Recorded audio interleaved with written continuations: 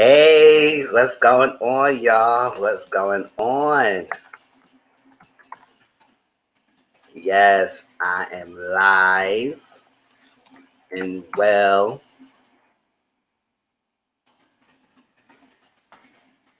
What's going on? Oh, all right. Let me show y'all something real quick. Just waiting for a few people to come in before we start our topics today.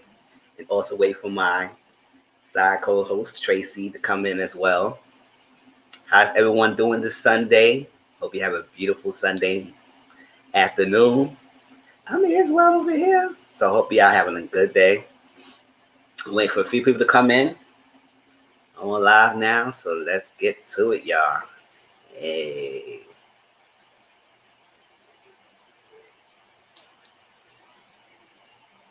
Table at Jennifer. That was the last season I ended up watching. And after that, I didn't watch anymore. Because I was like, no, I can't with this bull crap. All that stuff last season. Evelyn patting her puts her kitty box on television. It was too much. It was that. So yes, dear Brandy, yes, do it too. Yes, Renee, right? So the reason why I want to talk about it now is because the colorism issue is not just on this show. I have seen it on Potomac. I've seen a lot of shows that's plaguing a lot of reality TV shows, especially in the own African American community. And other ethnic backgrounds does experience colorism as well. And so it's very prevalent. And I see a lot in this thing. So I wanted to talk about it because I wanted to bring my insights on it and talk about it and my viewpoints about watching Basketball Wives and how I feel. And people comments about OG and towards OG that is very disturbing, to say the least. I'm not going to mention any YouTube or stuff like I'm just watching generalized people comments on people's channels, Instagram, Twitter, and stuff like that about this topic of racism / colorism and how they just seem to just try to dismiss OG experience because they don't seem to want to understand that is true, or they're trying to play ignorance, especially Kristen. Like, I think she knows what exactly the OG is talking about, but she's just trying to play dumb for the television. I don't know, because I know for a fact she knows what the hell OG is talking about. So yes, Brandy, thank you. So I have posted links of the unedited version that OG posted on her Instagram. I sat down and listened to it. And I also post the episode of that conversation of that.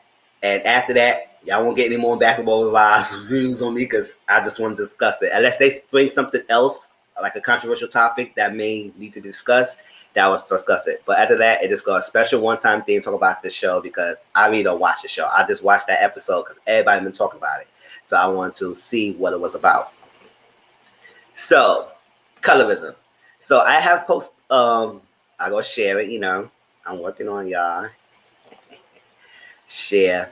It was a definition somebody posted on Scholar by Nature TV post, and it was really good. So I want to read that to y'all, and y'all can also see it. Y'all see it? Let me see. Tracy, can see it? I can see it. You can? It's kind of small, right? Let me see. Yeah, it's a little small, but I can see it.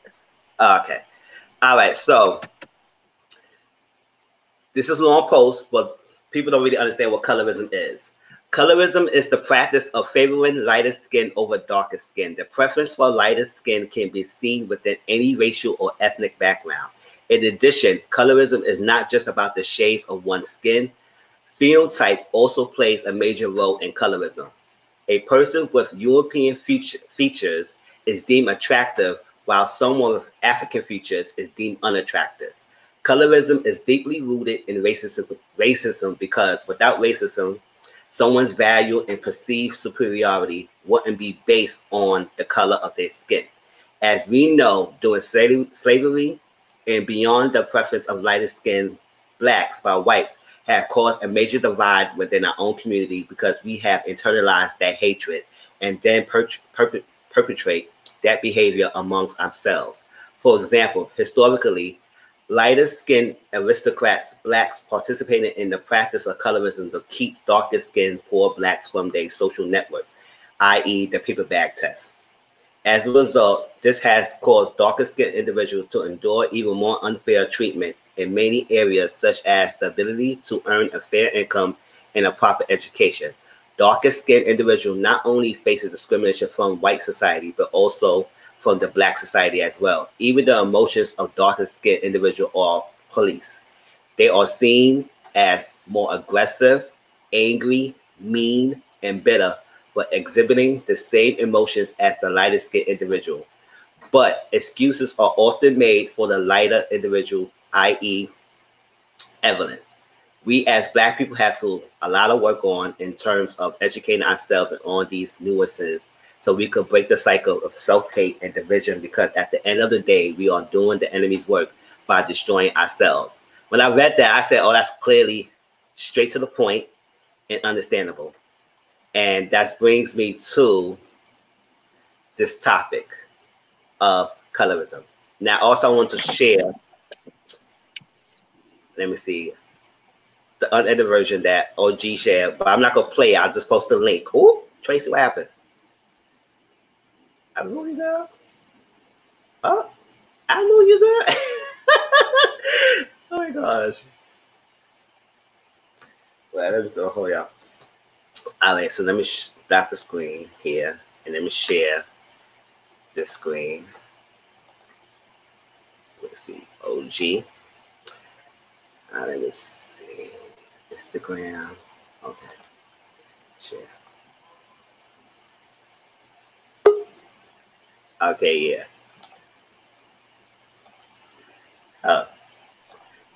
I said, did I move you by mistake? Or I was like, I'm trying to show it. I said, oh no, what I did. Okay. Okay. So OG posted the unedited version, which I posted on the link so y'all can listen to yourself. She said, listen very carefully after waiting over 2 hours for this girl to come forth an ignorant conversation. I was extremely nice, patient, and accommodating, which I do find that she was. Why this was not shown, I do not know. Let me be clear on some things. I do not care what these people think about me. Yes, I experienced colorism. Yes, I experienced racism. I initially expressed my concerns privately to see if these issues could be resolved. After publicly being defamed, segregated, and called a monkey, I shared my experience. I was asked multiple times by filming to explain myself regarding these topics, and did so in great detail, just for them to edit it out. This is not my storyline. I'm not the one who keeps bringing it up, which is true, because Chris the one who brought her behind to talk about this situation. OG wanted to have fun at the trip. She didn't want to talk about it. I have no reason to lie. This is simply what really happened to me, followed by pathetic attempts to do damage control. Stop perpetrating this disgusting false narrative and tell the truth. To everyone who has been supportive to me for day one, thank you so much. Okay, let me stop sharing that. Okay, get over that. Okay. Yes, it was a great definition. So unedited version. Okay, so Kristen on the episode told the group of ladies, Evelyn, Shawnee, and Jackie, that she want to go to talk to OG about racism and why she feel that OG thinks that we have racist people or colorist people in our group. She wanted to bring that up. Now, Jackie wanted to force men of friendship with the ladies and everything. They had two separate houses. Jackie, OG, and Jennifer was one house. Evelyn, Shawnee, Liza, Malaysia, and Kristen was in another house. Furby did not go there because Furby got close contact with someone who's COVID, so she couldn't come. So I was like, okay. So Jackie went to the house and asked the Kristen and everything to come. So I said, okay. They sat there. Now, in my opinion, I know everybody might people feel differently. in my opinion, how to edit that episode, edit that scene. I only talk about the discussion between Kristen and OG. And I will show you the picture.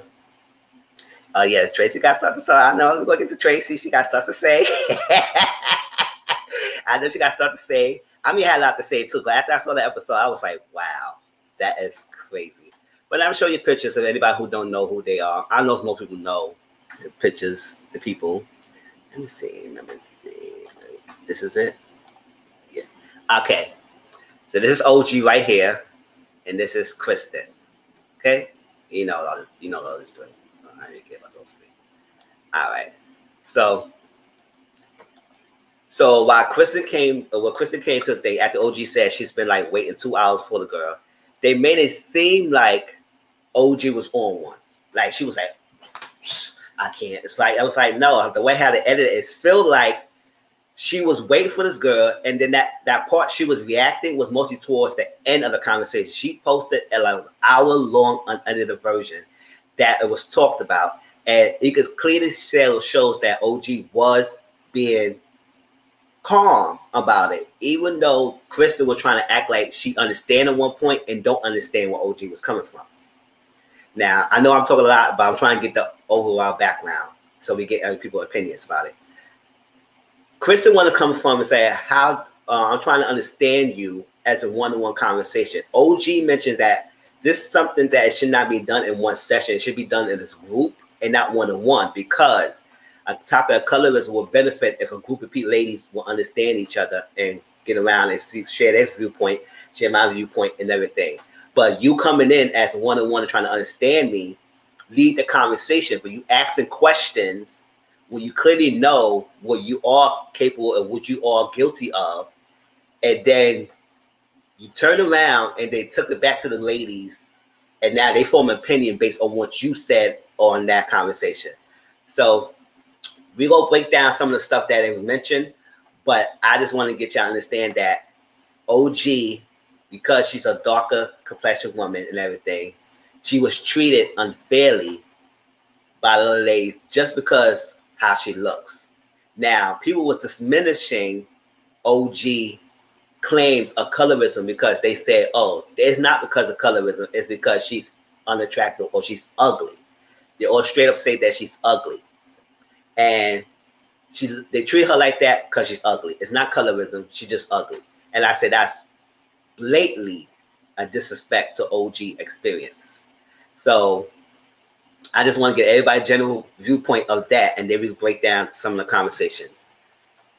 Jason, how you feel about it so far? I'm dead because you called the girl Furby. Like, oh yeah, what's her name? Phoebe? Oh yeah, Phoebe. Yes, y'all sorry. That I mean no disrespect. I mean no disrespect. And that's just I don't mean no disrespect. So I ain't trying to be. Oh, that took me out. I was like, you just call her Furby? I was like the little gremlin. Oh, okay. Oh my god. Okay. But it makes sense. It made perfect sense though. Like I get you. I feel you on that one. I think the problem is it is a complex compound issue that cannot be generalized. Mm-hmm. And I think I agree with OG to a certain point, and then there's a certain point that I just don't agree with her. So let me give you my background so before I say what I need to say. So my mother's parents, my grandmother is white passing. She had siblings who stopped talking to her black family to marry white men to have white babies. So my grandmother is white passing. My grandfather is darker than Michael Blackston. Like he is as dark as you could possibly get. And they had babies. And then my mom and dad are both darker than me. I have a sister who is Hispanic passing because she takes after my grandmother a lot. And then I have siblings that are darker than my brother. So my mother also grew up in Mobile, Alabama. So it was a very, we had to drive through sundown towns to get to my grandparents' house. So I have a very good whole holistic understanding of different aspects of it. And I think the problem is it is being generalized in a very poor way. When it comes to OG in regards to Shawnee and that other one, I completely 100% agree with OG. I agree with her 100%. Boom, done. I agree with her when it comes to those. More so the other persons than Shawnee. I think Shawnee is just, this is my friend. So if my friend don't like you, I don't like you, and I'm just gonna go with it. I don't care much of it. But she just never mind. But I'll put those two in that bucket. I think when it comes to Kristen, they already had poor experiences with each other prior to the altercation.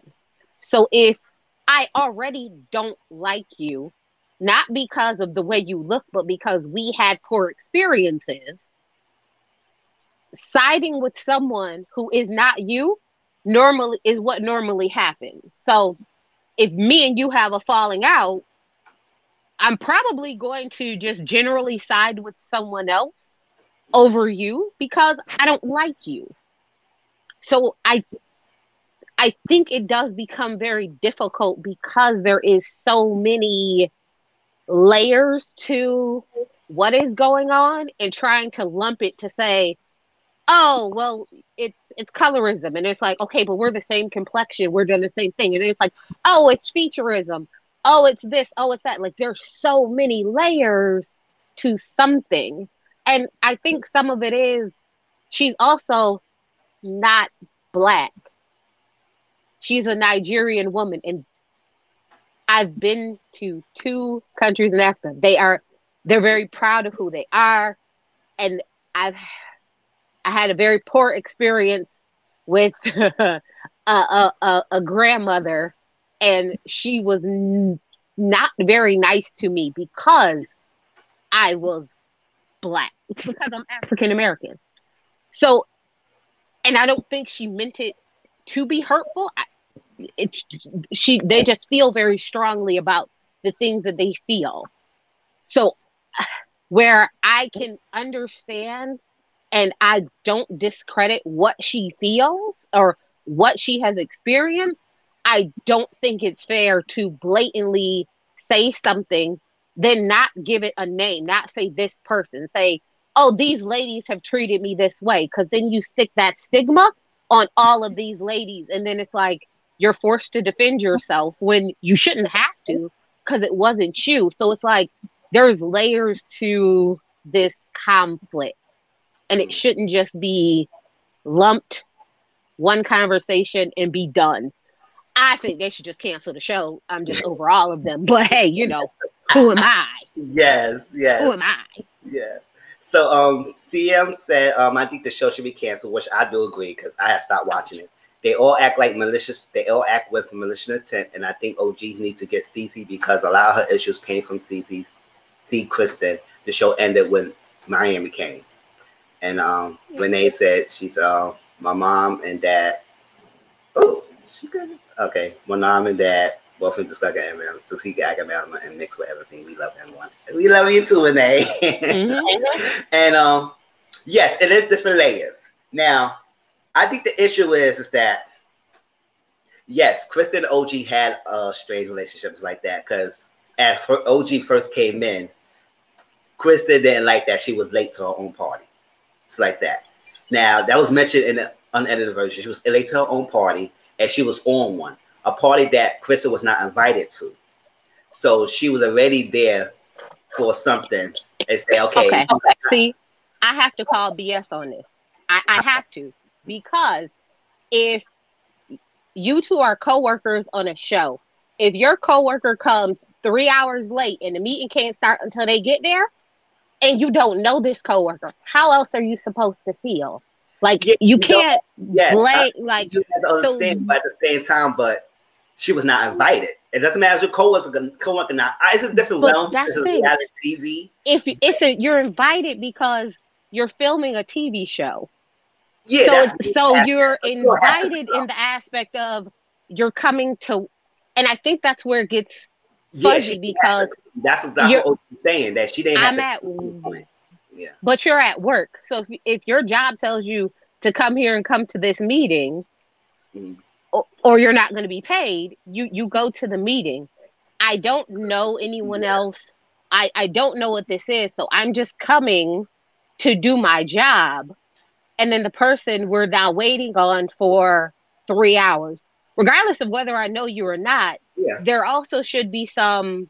Because when she said, like, yeah, I was 3 hours late, but it was my party, so I don't care, that also is problematic because as an adult, how do you be 3 hours late to show up for work and then tell everybody, get over it? It's my party. Like Like you're at work. I'm Like you're not at work. discrediting Kristen's feelings about that behavior and stuff like that. Mm-hmm. That's how it started and everything. But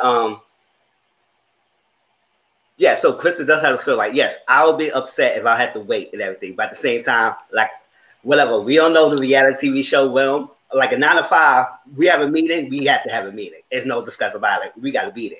The reality TV show realm, some people might get doctor pay if they'll come to a thing. Maybe Kristen didn't want to get a doctor pay if she didn't want to come to the thing or something like that. So she was like, you know what? I'm going to come. I'm going to do that. Even though I don't know her, I'm just going to sit back and everything. But it is what it is. Like I said, yes. So day 2 is tension. But the big problem is that Kristen, I think Kristen does know what colorism is and try to play it off that she doesn't know. And try to ask OG the stuff of her experience and to say, okay, I get you, but I don't get you. When the aspect of futurism came about, that is a layer of colorism. It's not just skin color. Because Kristen would say, oh, we both the same complexion. But I didn't experience colorism like you experienced like that because you have European features. So it doesn't, that's another layer. Kristen is more westernized features. So she would be more attractive to OG into the aspect of that manner. And since OG, because OG mentioned that before she came to the show and they didn't know she was coming to the show, they Google her and look and see what she was looking like, and they judge her based on that. Not the same Kristen per se, not the same Kristen per se, but other Mm-hmm. ladies. We'll talk about other group of ladies. Kristen came and volunteered to have a discussion with OG for her own benefit. Maybe to talk about the group or like to be the spokesperson for Mm-hmm. the group.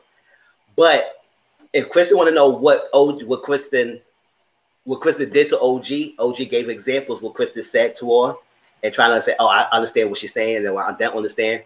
But as I'm saying, OG making a generalized statement about other ladies too.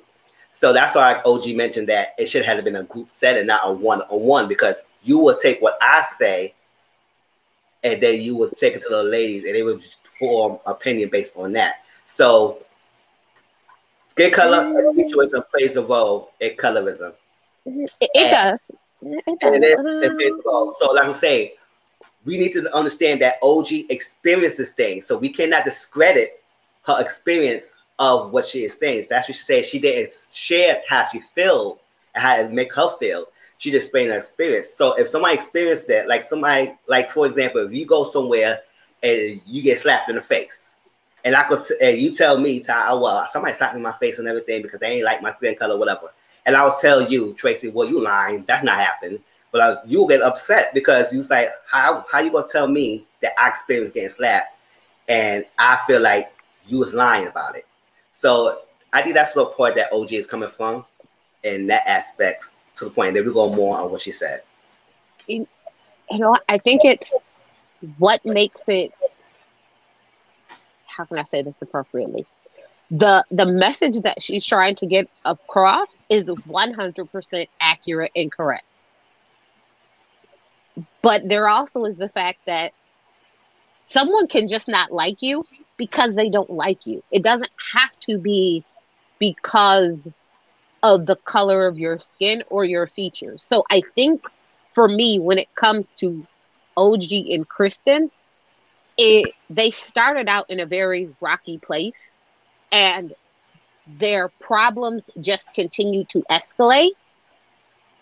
And from what I watched on the show, it was OG feeling the need to stand up for Cece and defend her all the time. So there were some pieces of it where, as much as you can say, yeah, Kristen was wrong and she hit below the belt, OG was right there with her in going low and hitting below the belt. So I only feel this way when it comes to Kristen and OG. I feel completely different when it comes to OG and Evelyn and OG and Shawnee. I feel complete like Yeah, those two. I'm like, yes, but I have a hard time blanketing Kristen into that, because it is a lot of people who say, like, I know what colorism is, but they didn't know what featureism was, or they didn't yeah, exactly I know think how to feature was. explain it. Yeah, no So feature I was part of it. so I feel like Kristen, when she said, like, I didn't know that that was a thing, I feel like that was a true and genuine statement, because to her, we are very similar in complexion. So when you're saying, oh, it's colorism, it feels a little different when we look alike. But then she broke it down to say, oh, well, it's featureism, a subset of colorism. So it's like, so it wasn't necessarily colorism, it was this. So you could see Kristen trying to understand.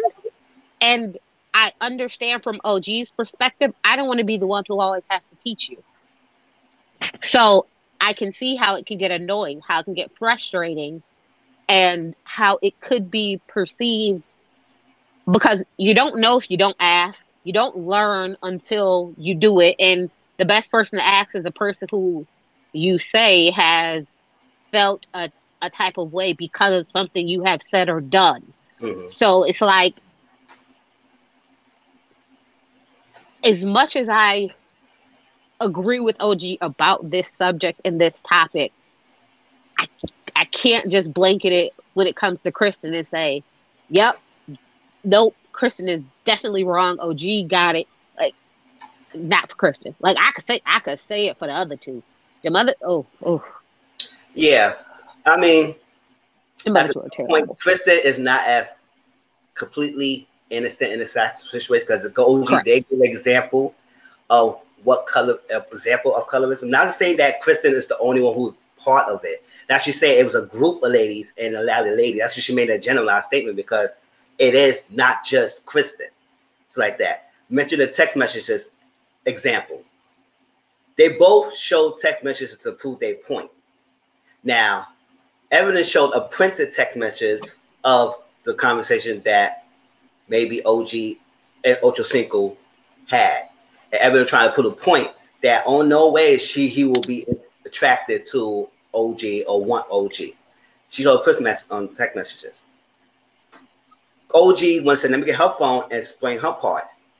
Krista said Evelyn text messages were hilarious and OG text messages was disturbing. To Yeah. say to show both the same action, but one the lighter person Evelyn, it's okay. It's funny, but OG is not funny. It is disturbing. So even though we know the history of Evelyn Ocho Cinco, how we know that he has been abusive towards her, to go and reach out to him for text messages, that's disturbing in my opinion. So why is it funny for Evelyn, but disturbing for OG? Like I said, it's Because one she doesn't like her. Like, that's what say yes, it's no like, but at the if same it time, was, it's but no, example. no. So if it was, but you also have to remember, OG also was a person who went out of her way to say, your dad, your husband's father isn't his biological father. And Yeah, that she history, did but go out of her way. the So we aspect we of have, colorism, but but you Christian all example, but that's the example she gave as a part of color. Not to say correct. But Christy and OG, but I'm just saying that that is a part of you. You okay, explain the same action for the lighter part and the darker part, but the lighter part is okay, but the darker part is not. So she was giving see, an example, I and didn't see that as colorism. Like, I didn't see that as colorism at to me, all. it is part of it because you explain a No, different because action. the Yes, problem was, because the issue was not because of the way OG looked or because of her skin complexion. She thought it was delusional because she doesn't like OG, because they have had past indiscretions and issues going on. So I'm not going to side with someone who I don't like. Now, had OG said, "Oh, the comments that you made about me in my Nigerian garb when I was at my party," if that's what she had said, I would have been 100% with her, because that was it. You were making this negative condensation and this derogatory statement, although other women were dressed in that same manner. You specifically pointed her out because of it, and that was like before there was any issues between them. So had she used that as the example of colorism, I would have more so been like, okay, I can see that, better than, oh, because Evelyn did it and I did it, and now when I do it, it's a problem. I don't think the problem was because she did it. I think the problem is because I don't like you. You have done very hurtful things to her and her family at that by that particular point. So the so I don't think it was a colorism or featureism. I think it was, I don't like you. Like, I Yeah, don't yes, like you. don't like OG. That's a point, but at the same time, that example explains what is the profile of the what she was saying. Example, it was the point of people make statements of a lighter part and a darker part doing the same action, and the lighter part get a like a pass of it, and a darker part is not. So it's not leave Kristen and OG not like each other out of it. It's the same thing. Just like when another example, OG didn't never laid a finger on any one of the cast members. Never laid a finger. Okay. She stood her ground. She stuck up for herself, and that's the thing that I probably don't like. And they separated her from the reunion because they felt threatened by her. Never for anyone. She stood up for herself. Evelyn, Tammy, a lot of Malaysia, all that stuff, throw bottles, fight people, did this, did that, and not one of them got to be separated for the reunion. OG never hit anybody, stood up for herself, and got separated. Mm-hmm. So that experience, let me see. But then she brought up they was correct. So, yes. See, let me see. They were. He reached out to OG, but OG kept it professional. Who reached out? Oh, she reached out to OG? Okay. Yeah, that's the saying. But that she brought up as they was flirting, correct, Sinner. And I said, Sinner, understand this, just like Evan is so violent for years, everybody looked like herself, and she act like she's. Yes, that's what I was saying. It wasn't a fact of that. OG explaining that how she has been treated by the ladies, and they all, Kristen, whatever, saying that she gotta get separated because she's threatened. She is a threat. But these ladies has been physical, but they're not a threat. And nobody don't want to. Nobody didn't say I can't film with Evelyn. She's doing this too much. She's fighting everyone. I can't film with Tammy. Tammy had to be beating people, beating ladies left and right with her hand, but they stayed there. Mm-hmm. But OG got to be separated to a different room because they are threatened by her, and she never laid a finger on anyone. She just gave them much energy that gave her, but she is separated because what? You can't say because she's ugly. So what is it? Oh no, I agree with you when it comes to that. Yeah. When it comes to the separating her, and that's why I say it's so many levels to an issue. And had the conversation not been Kristen, had it been Malaysia, or had the conversation, like, had it been Malaysia in that seat, I would have felt differently. Had it been Evelyn in sitting down and talk with her, I would have felt different. Had it been, I could see where I think where my problem is when you make a general statement that has a very negative connotation to it, saying, calling someone a colorist, calling someone a racist, calling someone a name that when you label someone in that manner or make the blanketed statement, those over there, and not saying this person, this person, this person, it it does just as much bad as what you're trying is what you're trying to explain that they're doing to you. Which I know it shouldn't be the feeling that she always needs to rise above. But even when OG makes comment like those people, like that is the same thing that you're telling that they're doing to you, but you are continuing to do to them. So it's like you're playing tit for tat in a very, very sensitive subject. And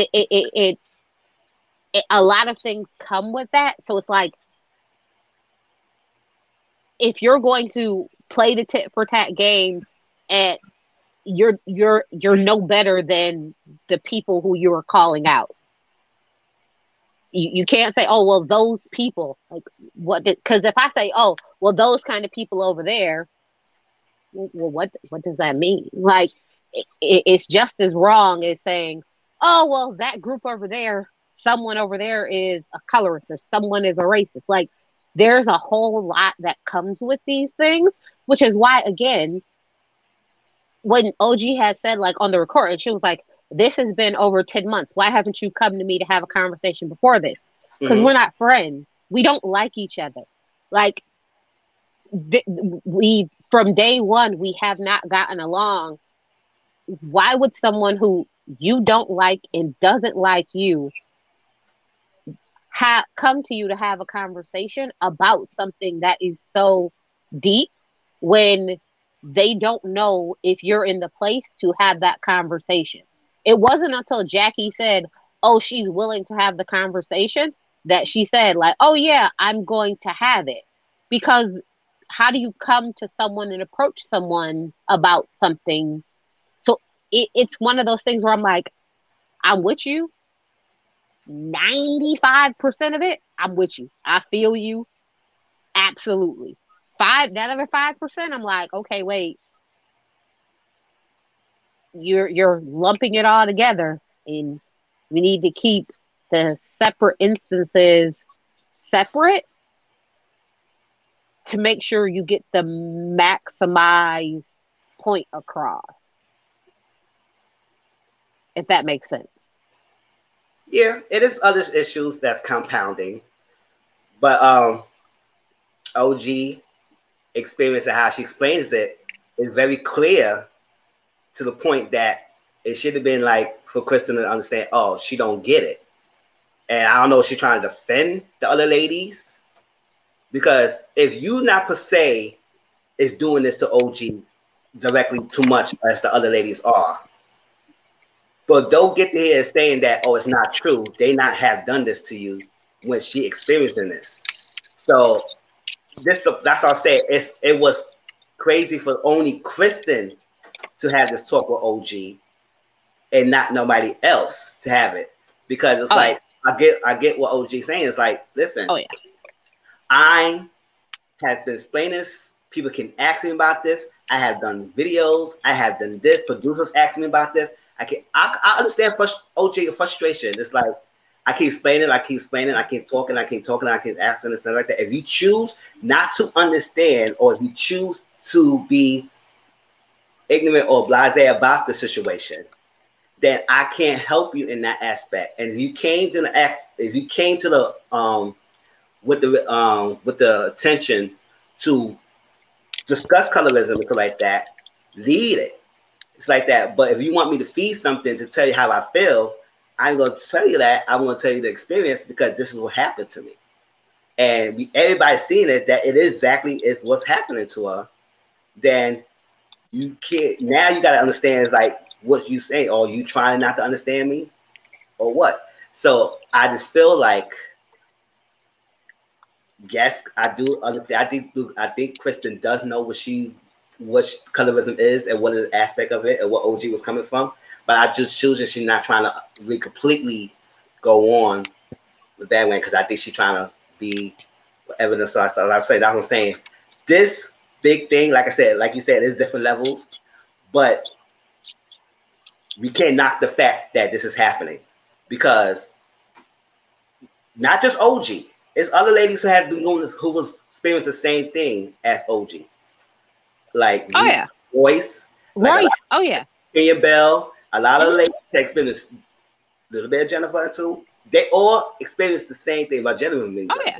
It's like that. They the dark skinned ladies, mostly the ones who deemed as not as the it group or not as the one that they feel that should be in a group, got treated poorly.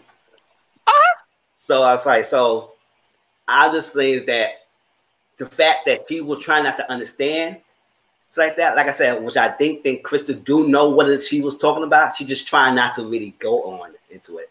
So that's how I feel about that conversation. And to make it seem like how they edited, what I shared to y'all, the edit version, it made it seem like OG was not on or was OG was willing to sit there with her. But if she's explaining it and you're not trying to, that's how I feel. Because that edited version, OG was sitting down with her and was cool, calm, collected. And two, Kristen was just choosing not trying to understand exactly what, or try to pick a point, pick and choose what she needs to understand and what she not understand. And that's how I got from the thing. And that's why I edited the version. So you may feel differently, but that's how I feel about the edited version, because it was clear as day that Kristen was not trying to understand OG in every aspect. And maybe because she was thinking all on her own lines, because she was saying, did I did it? Did I did it? She was not specifically saying it was you. She was just Correct. it's that. That's why I was trying to understand that OG was explaining it in a generalized thing. I think Kristen was going there for what she did personally. And so like that. So I think that's what the thing. But then you took that, what you got from OG, and went to the other ladies, and then they form an opinion. I said, oh, then OG don't want to talk to us because she's not trying. No, that's not what it was. And no, I don't think that what it was. So. No, I definitely agree that it was Kristen went for the sole purpose of, I want to know what I did to you to contribute to the way that you've experienced this. What was it for me? And OG was coming at it from, this is what I've experienced from the group as a whole. In this group of women, this is what has happened to me. So they are looking at the same situation from a very different lens, and they can come out of the conversation with two very different things, which is why I think it is important for one-on-one to address the direct issues that the two of them had, should have been addressed, as well as then as the collective group have the conversation, as because you don't grow if you're not open to learn. There's just no way for you to grow. Yeah. So there's no way. So you don't know things until you've experienced them. So I think, had both of the ladies looked at the conversation very differently, as in OG, because OG said, like, I don't want to talk about this. I don't want to do this. I've done this enough. And OG has had very general conversations about what she's experienced in the group. She's had very general conversations about what has happened. And Kristen was coming, I want to know what I did, like where it was that I fell short and how that was for me. And that isn't what OG gave her, which makes sense because OG said, I'm not doing that. I'm only doing this. So it's like, I was all the way, I was like, oh my God, this is such a great and productive conversation.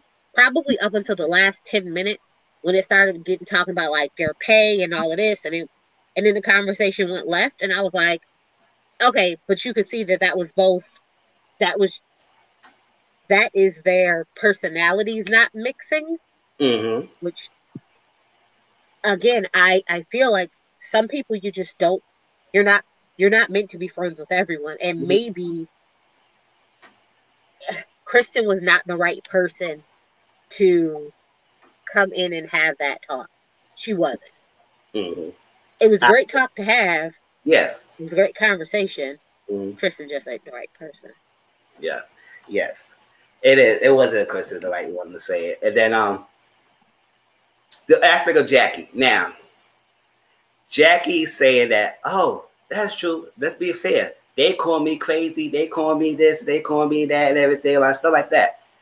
But Jackie, listen, boo boo, you had to explain this behavior through seasons ago, seasons and seasons and seasons, and not forget the evidence was trying to put you on blast in one season, saying that your old daughter was calling you colorist.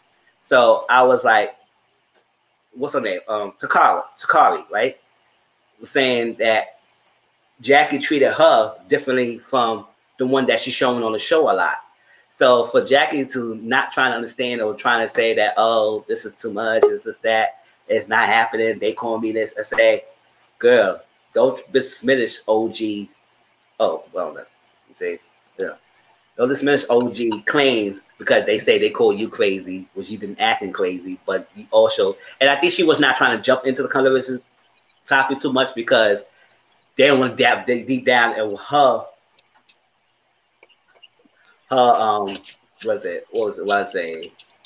the word I'm trying to say?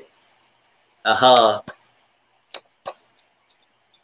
with Jackie, yes. With Jackie track record with her daughter, she's probably the wrong person to have the colorism conversation. So that's why I said Jackie should not interject and try and discredit what OG was saying. It's like, oh yeah, they calling me. I said because you displaying that behavior, Jackie. It's like you go from 0 to 100 in a lot of your scenes with no problem. It's like, okay. So, but out of all that said and done, they never took you to a different stage. They never told you need to separate yourself from us. Everybody had not been separated, but OG came to the thing and defend herself. She got to get separated. So I was like, I see the point where they need to do that. And it's like that. But now, Shawnee said if she will accuse me for favoritism, that's fine. Yeah, she does favor Evelyn, but why you favor Evelyn so much against all the other ladies of the group? You're a producer of the show, but you favor Evelyn the most. Why? Because that's her friend of umpteen years. But learn about Jackie as far as coming on the two children. Yes, Jackie. Yes, Jackie Dawn Takari did say that a lot, and so like that. Like I said, it was a good conversation. That's why I wanted to bring it up because it was a lot. But I do want to talk about how people saying that, oh, OG, they don't treat an OG like that because she's ugly. She's just ugly. That's why they treated her like that. That's terrible. Just ugly. And I said, okay, so now, what is your definition of ugly? Because every one of us is attractive, and unattractive to someone. A lot of people might find me attractive, but a lot of people might find me unattractive. Might people find Evelyn attractive, might people find out unattractive. We all have someone that may deem us unattractive. So as an out of beholder of your standard of beauty, if you got to look deep within of what's your standard of beauty, and say that she treat her that way because she's ugly, that is messed up. And that was diminishing OG thing. Now, it has been, I did a lot of comments, it has been comments that people referring to a particular YouTuber about this and things that, and all that stuff, and I'm not gonna comment because I didn't see. I saw the thumbnail and I was turned off by it. I was saying that's crazy. Why people say, "Oh, it's not colorism in this country ugly"? So, what make OG unattractive in your eyes that you feel like these ladies treated her that way because she's unattractive, she's ugly? And that was the low blow to discredit OG or claim to say, "Oh, she's messing up because they didn't like it because she feel like she's ugly." And I was like, "That's crazy." So, how you feel about people in social media, not just commentators or bloggers, but people saying that aspect of OG? Mm-hmm. I've always lived by the standard that beauty is in the eye of the beholder. I've dated some people who I thought was so attractive, and then we broke up, and I seen them later on, and I was like, what was I thinking? Clearly, they are not that good looking. So one person could be good looking at one point and then change.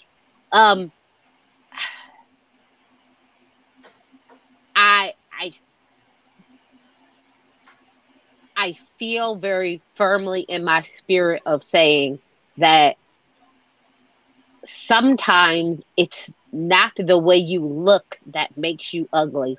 It is who you are on the inside. Evelyn she's not the most attractive woman I've ever seen, but she is not a horrible looking woman either. But the inside of her makes her very unattractive. Mm-hmm. It has nothing to do with like the way she looks. So it's one of those things that they're, again, just like everything else. There's people's preferences. There are layers. I've seen people who they're like, oh, this person looks so good. And I'm like, who? Where? Oh, okay. You see that. I don't see that. So again, I can't tell people how to feel about what they deem as attractive or not, because that's your personal preference. So I just have to go with the standard of, okay, you know what? At the end of the day, if I look at this person, I mean, but then again, I don't find like the Western eyes look to be very attractive. Okay, here's the perfect example. A lot of people find Tyra Banks to be beautiful.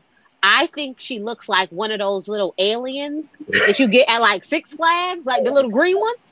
That is what I see when I see her. But a lot of people feel that she is very beautiful. I don't see what they see, but it doesn't mean that she is not a beautiful woman. I mean, clearly she was a supermodel. So someone thinks that, you see what I mean? So it's like, just because I don't see it doesn't mean it's not there. I think it is wrong to pick apart someone for their physical features. Now, mind you, I'm 100% correct. If your wig looks terrible, your wig looks terrible. If your makeup make you look casket ready, your makeup make you look casket ready. I mean, some things are just like, ooh, but it has nothing to do with your features. I have a very wide set nose. I'm very in touch with my African features. I've traveled there. I don't. So it's like some things that I find unattractive aren't because of who you are. Some things is your personality plays a lot into your level of attractiveness. Also, the way you are styled plays a lot into your look of attractiveness. So there are things that has a lot to do with it. But then again, I guess I just look at it from a very, oh, okay, well, they're average. Most people, I'm like, okay, they're average. She's not the most attractive. She's not the worst looking. She is an average. Does that make sense? She's like a average woman. She isn't terrible. She isn't great. What the heck are you picking apart? Like, I don't see her as being ugly. Does that make sense? Like, yeah, I don't see her being ugly, but it was like, it's funny how it's a lot of black women and black men are saying that about, oh, she doesn't speak no colorism. She's talking bull crap because they doing that because she's ugly. And I was like, but what is the standards of ugly and what's the standard of beauty? Because what is it? And that's a bigger point of what OG was saying of featureism. What about OG that makes her ugly? I don't think OG is unattractive. I like the features that OG has. It's like that. Yeah. Maybe we're not like but she's fine. But don't think that she's ugly is the way that's why she was treated, and it's not colorism. What she displaying is like that. And the group has been doing this too also because Evelyn, like you said, Evelyn has been unattractive in my eyes for a long time, the way how she's act. And yes, she might be a beautiful girl, something like that, whatever, if you find beauty. But she been unattractive. But Evelyn till this day is liked by Shawnee. Everybody care about it. Everybody want to flock to Evelyn's side, give her mad passes, dismiss her behavior. She could sleep through one. Everybody she would sleep through. Went through 3-player association, like Tammy said, and she's still are favored. Yeah. And look at. I don't see her. Like I said, I don't. I think her daughter is actually a much better. Her daughter is more attractive than she is, and it's not because she's younger. It's because her daughter seems to be a pretty decent person. Mm. Like from what we've seen on her on the show. Again, I've had very negative experiences with African women, mostly grandmothers. Mm-hmm. So I don't particularly like OG's personality Yeah. Okay. because she's very direct and abrasive and harsh. But Okay. Yeah. that's just me on her personality. It has nothing to do with the way she looks. Yes. Because the way it's funny because I watch I watch TV all day because I work from home, Mm-hmm. but I don't look at it. I hear it. So I hear the conversations. And then if it's a show I like, I go back and watch it. Mm-hmm. So when I do something, it is I've listened to the conversation and I've formed my opinion based on that conversation, not based on what I'm visually seeing. So, so it's one of those things. So, I think it's one of those things where at some point we need to separate Mm-hmm. the person and their behavior Mm-hmm. from the way that they look Mm-hmm. and judge them based on their behaviors, Mm-hmm. not on their physical attributes. Yes. And that's exactly. Because Yep. Evelyn is a terrible person Yeah. by all Oh, regards. point. Tammy has You it. know, I like Tammy, she's, but Tammy was a terrible a but black show. listen, but Tammy has evolved and Yes. grown and Yes. matured. Yes. So I don't want to keep putting Tammy in that No, place I'm saying because about the action yeah. and Oh stuff yeah, like yeah, yeah. that. So she was in it, in the thick of it, especially in the beginning. She was with all the shit. I like Tammy though. So Me too. Me too.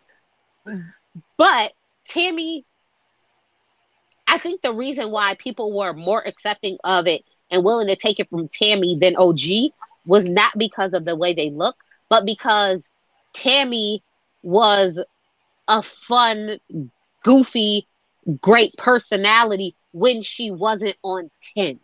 When she wasn't on 10, she was very likable outside of that. She would kiki with the girl, she would get down with the like she was very, a fun person. And I don't think we've been able to see that from OG. So I think that is why when it comes to Tammy, people were a lot more willing to go because it's like, okay, whatever. Um, I just again think that it's I don't like Evelyn as a person. I yes. don't want to discredit her. She could be a great mom. Yeah. She could be whatever else she is. I don't like her as a person. Mm-hmm. I don't. I don't like her as a person. I don't like this show. Yes. Just Okay, throw the whole cast yes, away you and gotta be throw it away because over it. it's tiring. Like I said, I did watch last. Yes. I stopped with that season, like I said, with Malaysia through the table of Jennifer. That's the last season I stopped because I was like, I have stopped watching it. I was going back and started, let me review it. And then I said, oh my, I can't anymore. I can't with this show. So CNN said our community has a bad habit of using the weapons of our oppressor to weaponize ourselves via colorism and futurism. Yes, it is true. Definitely is. They do have a bad habit, and we do. It is sad. It is sad, and it's like it could go both ways. Dark people could be dark skinned people could be colorist too. So it's not the saying that it's only lighter people who colorist. We could be colorist too. It's like that. But it's like to judge a person based on the skin color and features and not anything else, that's something else. And Let me say this. I lived in Korea for 2 years and they used bleaching cream. And I looked at this woman. I was like, do you want to be transparent? Because you can't get no lighter. In my mind, you can't possibly be any lighter because you are paper. Like you are pale. And she was like, no, you're treated differently. And I was like, all of y'all are about to say, okay, but okay. okay. Mm-hmm. So it's everywhere. It is not just with us. It Yeah. is also other countries. Yeah. They deal with it. And if I was like, It's other girl, people too. That's how I mentioned you it. gonna be transparent if you keep it up. Like, girl, you is. But I look. But again, I'm in their culture. So when in Rome, do as the Romans. I just was like, okay, girl. So And so I again, my final word is OG is right 95% of this. She Yeah. is 100% accurate. I think 5% of it is she's just lumping it all together to make her point. I don't agree with that 5%, but my end thought is throw the whole show away. I'm so Yes. tired of these of these heifers right Yes. here on this show. I'm so Mhm. tired of them. Okay. Yes. Oh, and unless they gonna show me some deep therapy for all of them, not just like the fake therapy, like Uh huh. some deep rooted therapy. I'm gonna Yeah. need them all to go. You know what? They could go to Zeus Network. They seem like the Zeus Network type of crowd. Like send them to Zeus. Like they is Zeus. And they will Like get they should be right there next to one chance. people. Send them to Zeus. Send them to. That's where they banish them to Zeus Network. So Banish them. that was finished. Cena said Tammy has evolved right off that drive show, and I'm happy for her. They tried to punk her, and she gave it right back. She elevated herself. So, and it's, yeah, she elevated herself to get much opportunities. And CM said Tammy was with it until she realized Shawnee and Evelyn was a duo, no matter what. That's true. Because they did ice her out after we realized that she couldn't get in with the girls. Cena, honestly, don't see the change to Tammy. Oh, okay, so yeah. I mean, some people might see it, some people not. That's like that. Let me see. Listen, Yes, I seen the change when she bop Evelyn in her mouth, and she was like, "You know what? I'm just gonna leave." I was like, "See, that's growth. That is growth." I know from therapy. My therapist said, "You know, when you feel that way, if you walk away instead of bopping them in the face, take that as growth. Every little bit counts." Like, I don't discredit it. Take it and go, because yes. So yeah, there are a lot of throw the coaches show in. who wants to look like a Caucasian society. Yes, like that definition did mention that it's other ethnic groups. It's not just African American communities. Other ethnic backgrounds does experience colorism and with their own group as well. Latino coaches, Asian coaches, a lot of coaches does experience colorism within themselves. Groups. So it's not just one group. All right. So I think these shows need to have a conversation about the effects of transatlantic slavery on relationships between Black folks. Oh, that's true. I mean, they can't go too deep though. They don't want to go too deep. That's what I was like. You can't. They don't want to go too deep because they don't feel like they you gonna really show how ignorant a lot of them are in this thing because they got money. They don't think they need to think about this stuff, and it does affect them. But average people paying, giving them views, giving them money in their pocket, and they act like they can't want to understand these topics of how to play in their society. Wow. Yes. Throw the show away. Yes. Just throw it away. Throw the whole show away. Needs to be thrown away because it is getting very toxic and deep and everything. And they go keep us out of that or reshape the whole cast. Shawn needs to just be behind the scenes and that's it. We don't need to see her because she's playing like both sides. She want to be a cast member, but we can't talk about her. We can't direct her. We can't diss her. None of that stuff. I'm glad that Brandy stood up for herself, even though she did came back, even though she's at thank you for your services. You don't have all the straws and pull strings. Like I said, she needs to get out of it. Hold no pass and everything. And to start all over. We like reboot. Do you watch Southern Charm? Have you ever seen Southern Charm? I said Southern Charm, yes, in New Orleans. Southern Charm in New Orleans. Yeah, no, not Southern Charms, New Orleans. The one for South Carolina. Yes. There's the guy Whitney. Yes. Whitney is the executive producer of the show, but you can't tell by the way he interacts with the rest of the cast. Like you wouldn't know, but he is. But I'm like, that's how, if you're going to be on the show, yes, that's how you should be as an executive producer. Like if you can't manage that, towing the line of he's not in every single scene, he only does like group events or whatever to show up, do whatever, or his own individual scenes. Like if that is not how she can executive produce this show, remove her. Yeah. I'm okay with never seeing her again. I didn't know. To be honest with you, I'm okay with not seeing all of them ever again. I think I might be okay with seeing a Jackie Christie like 30-minute spinoff because Jackie is the good kind of reality TV crazy that you just need. Like not a full show, like a 30-minute little mini series of Jackie doing stuff because she ain't crazy. She's quirky. She's very quirky. And in small doses, she would be a great pop-in.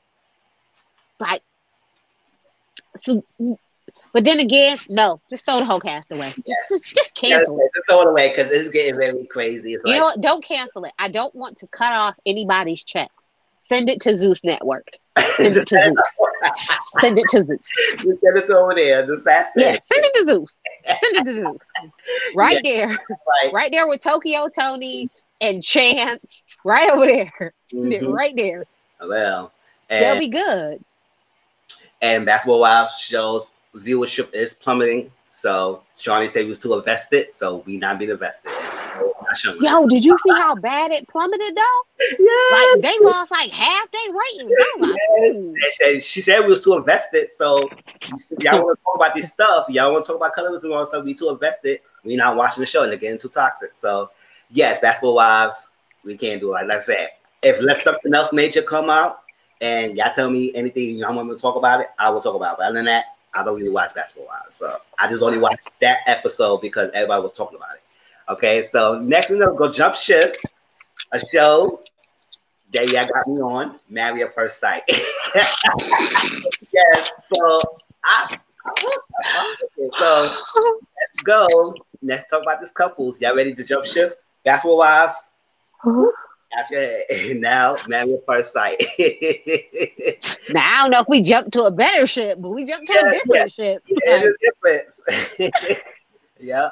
So ready. Oh, thanks CM and Sina, all y'all with y'all input about this discussion because it was really great opening discussions for us to talk about it.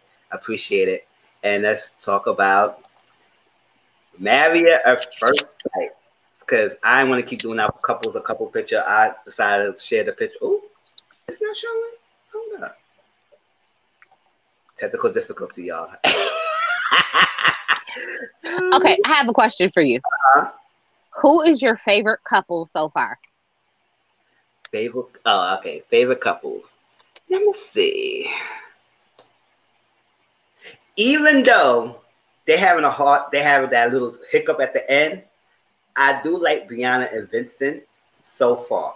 Now, I do like them so far. The least couple I don't like is Paige and Chris. Ryan and Clara, they're okay. They're okay. I got some little stakes between those two, but they're okay in a little bit. It's like that. But so far, I like Vincent and Brianna, but they do need to work on some of the stuff like that. Virginia and Eric, you know what's so funny? It's like, they really seem like their age difference is so big of a difference. She's 26, she's 34. I mean, it is a little bit, but not to the far though. She's not too far off of 30 that she can't understand what the hell he talking about. But another least couple, Haley, throw her away. Haley and Jacob. I could do with Jacob, but Haley, throw her away. So like that. So let's talk about that. Just trying to get your thoughts. Yes. So like I say, so far I like Brianna and Vincent. And then I would say Ryan and Clara. And then I would say Eric and Virginia. Oh, shit. Chris and Paige are last, and they should be thrown away. But it's like that. So, yes, when they hear y'all, don't watch the show, watch Marry at First Sight, so I would just listen. All right, Cena, okay. That's your show, Renee. Yes, Renee love Marry at First Sight. Yes. And what's the passion? With you, Renee. Yes, it's like that. All right. So this is the couples. I decided not to do that wedding photos. I did that last time. So this is everyone. So y'all can see who they are. This is Paige, Haley, Virginia, Brianna. This is Clara. This is Ryan. This is Eric. This is Vincent. This is Jacob.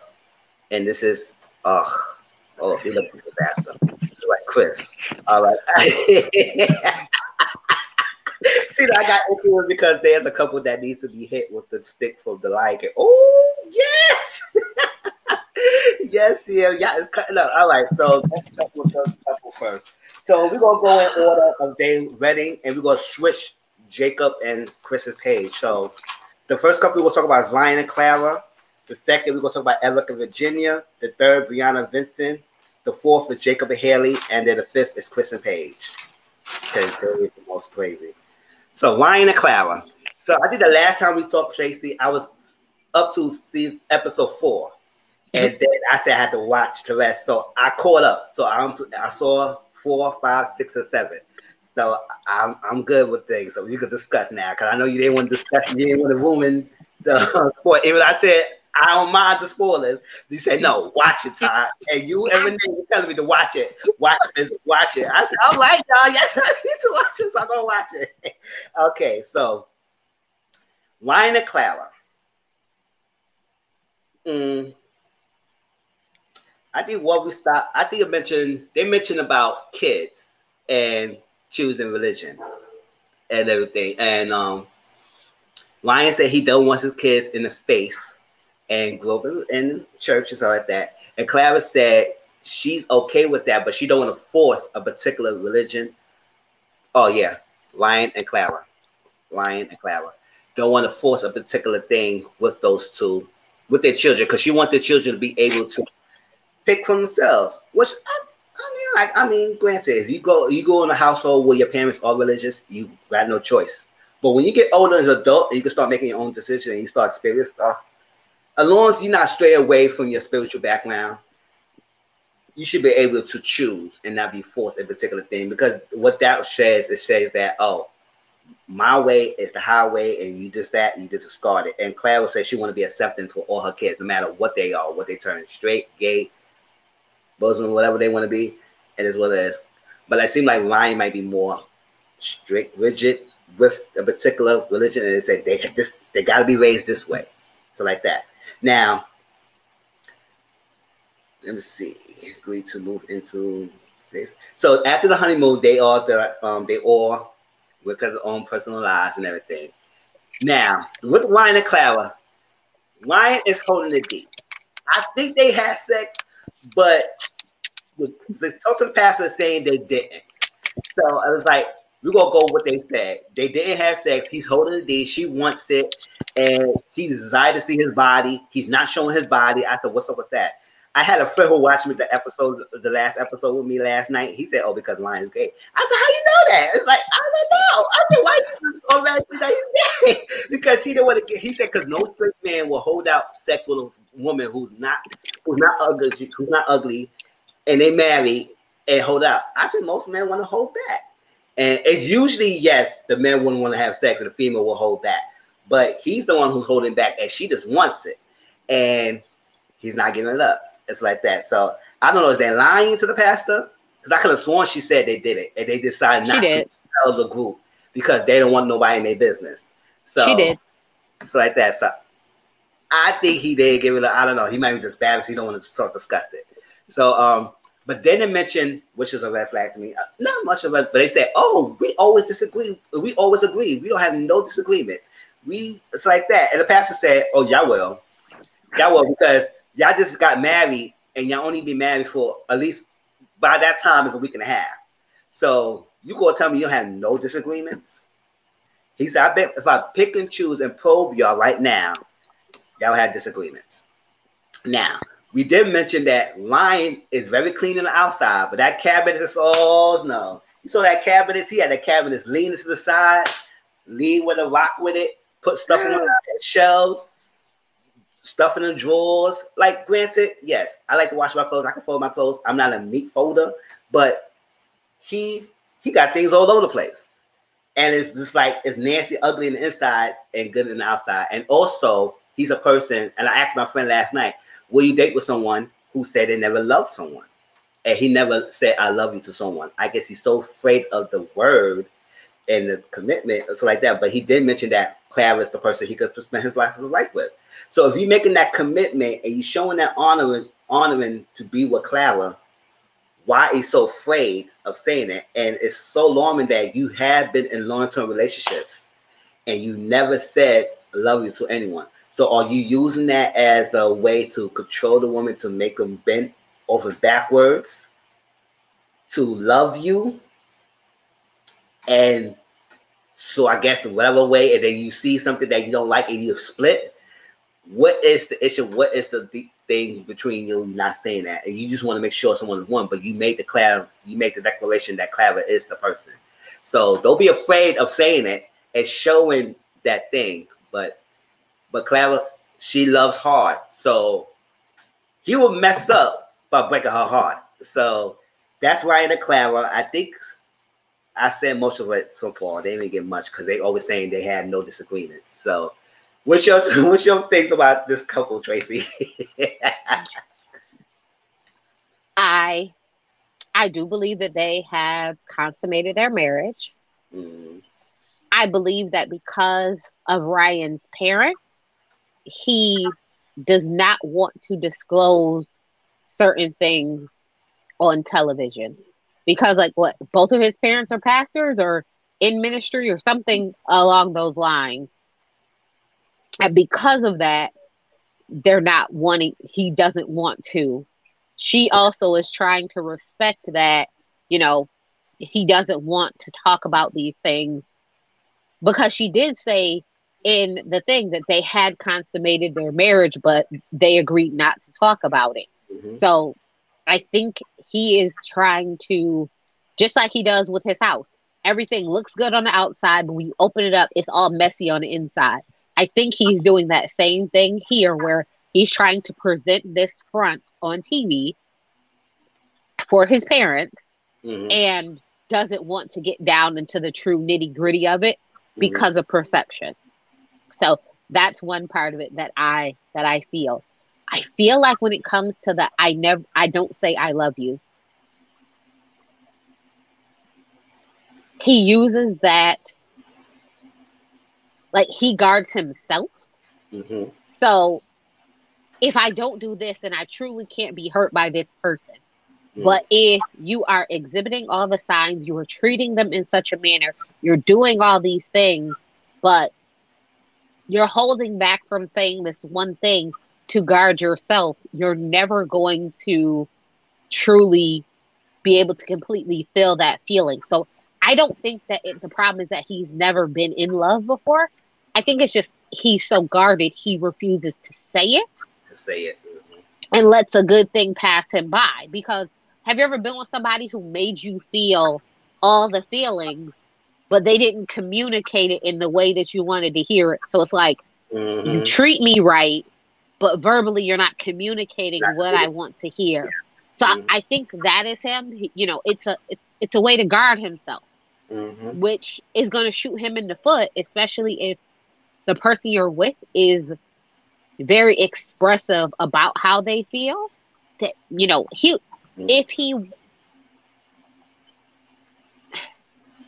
she's gonna have to learn to deal with his quirks, and he's gonna have to learn to deal with hers. But I think they could possibly make it a year, maybe 2. Yeah. A year or 2, that's it. Yeah, something like that. And yeah, it was funny. My friend said, "Oh, cause he's gay." I was like, "Why you think that?" I understand. I didn't get gay. I got an LGBTQIA ally, maybe maybe curiosity there, but I didn't get just full out gay. I didn't get that. I didn't get it either. I was saying because he hold the D. I said maybe he want to give it up so bad, but I don't know. Maybe he's lying. But yeah, every time she said, "I want to see him for sure," I said, "Why are you not showing your body? You got a nice body." And I said, "I don't know why you don't want to show it. And that's your wife, so I don't know why you not want to clear it up." You know, if I say anything else about Clara, so she never like busted on him in the shower or nothing. Like that's what I'm saying. They did stuff, but they ain't go home one. They did stuff. I said, okay, unless y'all did something, because I don't know what's going on. It seems like y'all obviously got attracted to each other. So, but let's be honest, y'all is married, so anything you do is fine. Yeah. But okay, and that's why I say I think it's more so him putting up this facade because of, I don't know if one of his parents or both of his parents are deep and heavily into the church. I don't remember which one they said. So I think it's a facade. I definitely think it's a facade because she did say they did it. They consummated their marriage and they agreed not to talk about it. Yes. And CM said love may have been used as a control mechanism he's seen. Yeah, maybe it could be. It could be. It probably could be. Like he would use that as a way to his benefits and advantage. They say, okay, I never said I love you. That means you did something that I can't go on and I just gonna move on. And that's not right. Because then you're not showing the genuineness yourself and close your heart so badly that you make it always seem like it's a woman for what is actually you. So it's like, Mm-hmm. Get it together, man. I mean, I like you as a couple, but I don't know what you're doing. Tracy, you busted the shot. When they say, she laughed when you say you busted the shower. Yes. Um, second Firm is, believe you got to get it how you live. Listen, y'all oh, married. Just that's what I'm figure saying. it out. Sure. Uh, Eric and Virginia. These two right here. Diagonal from each other. All right, so last time we left off of that is that we know she stayed throwing back the drinks. Now, she stayed throwing back the drinks, and he mentioned about friendship. He said men and women cannot be friends. No straight men can be friends with straight women. And I believe they can, but at the same time, you may got some truth to it because he said some men will want to sleep with you. But I said, no, not necessarily. I mean, you could find a guy friend that could be your bro, and you would never know desire. But hey, whatever. Men are sexual creatures, so maybe he probably thought about it one time. He probably thought he could hit it, whatever. But is a friend, the cis zone, whatever.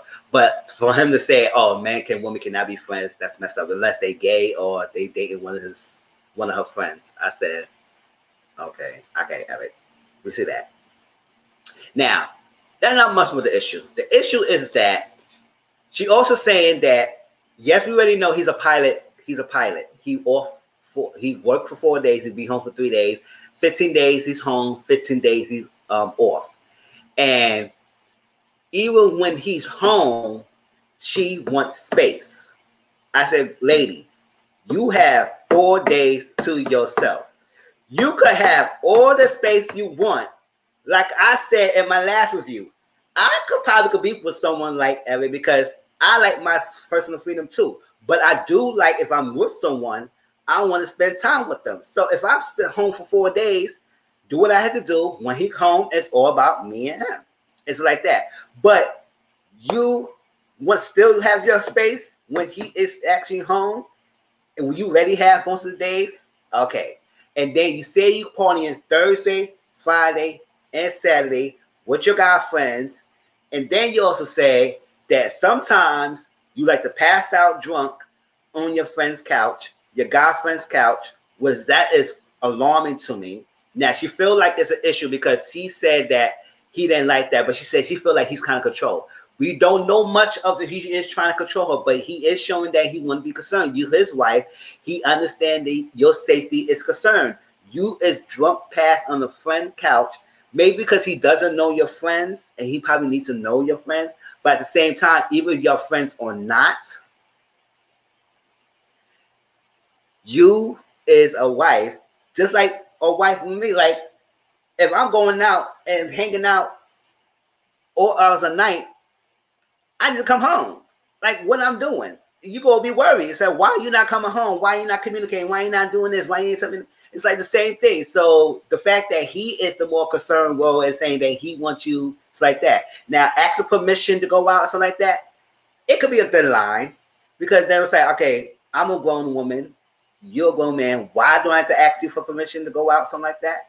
At least you can let him know where he's going out to, something like that. So it could be layers to it. So like I said, we don't know too much if he is going to try to control Virginia, but I do understand his concerns about drinking and passing out on a friend's couch.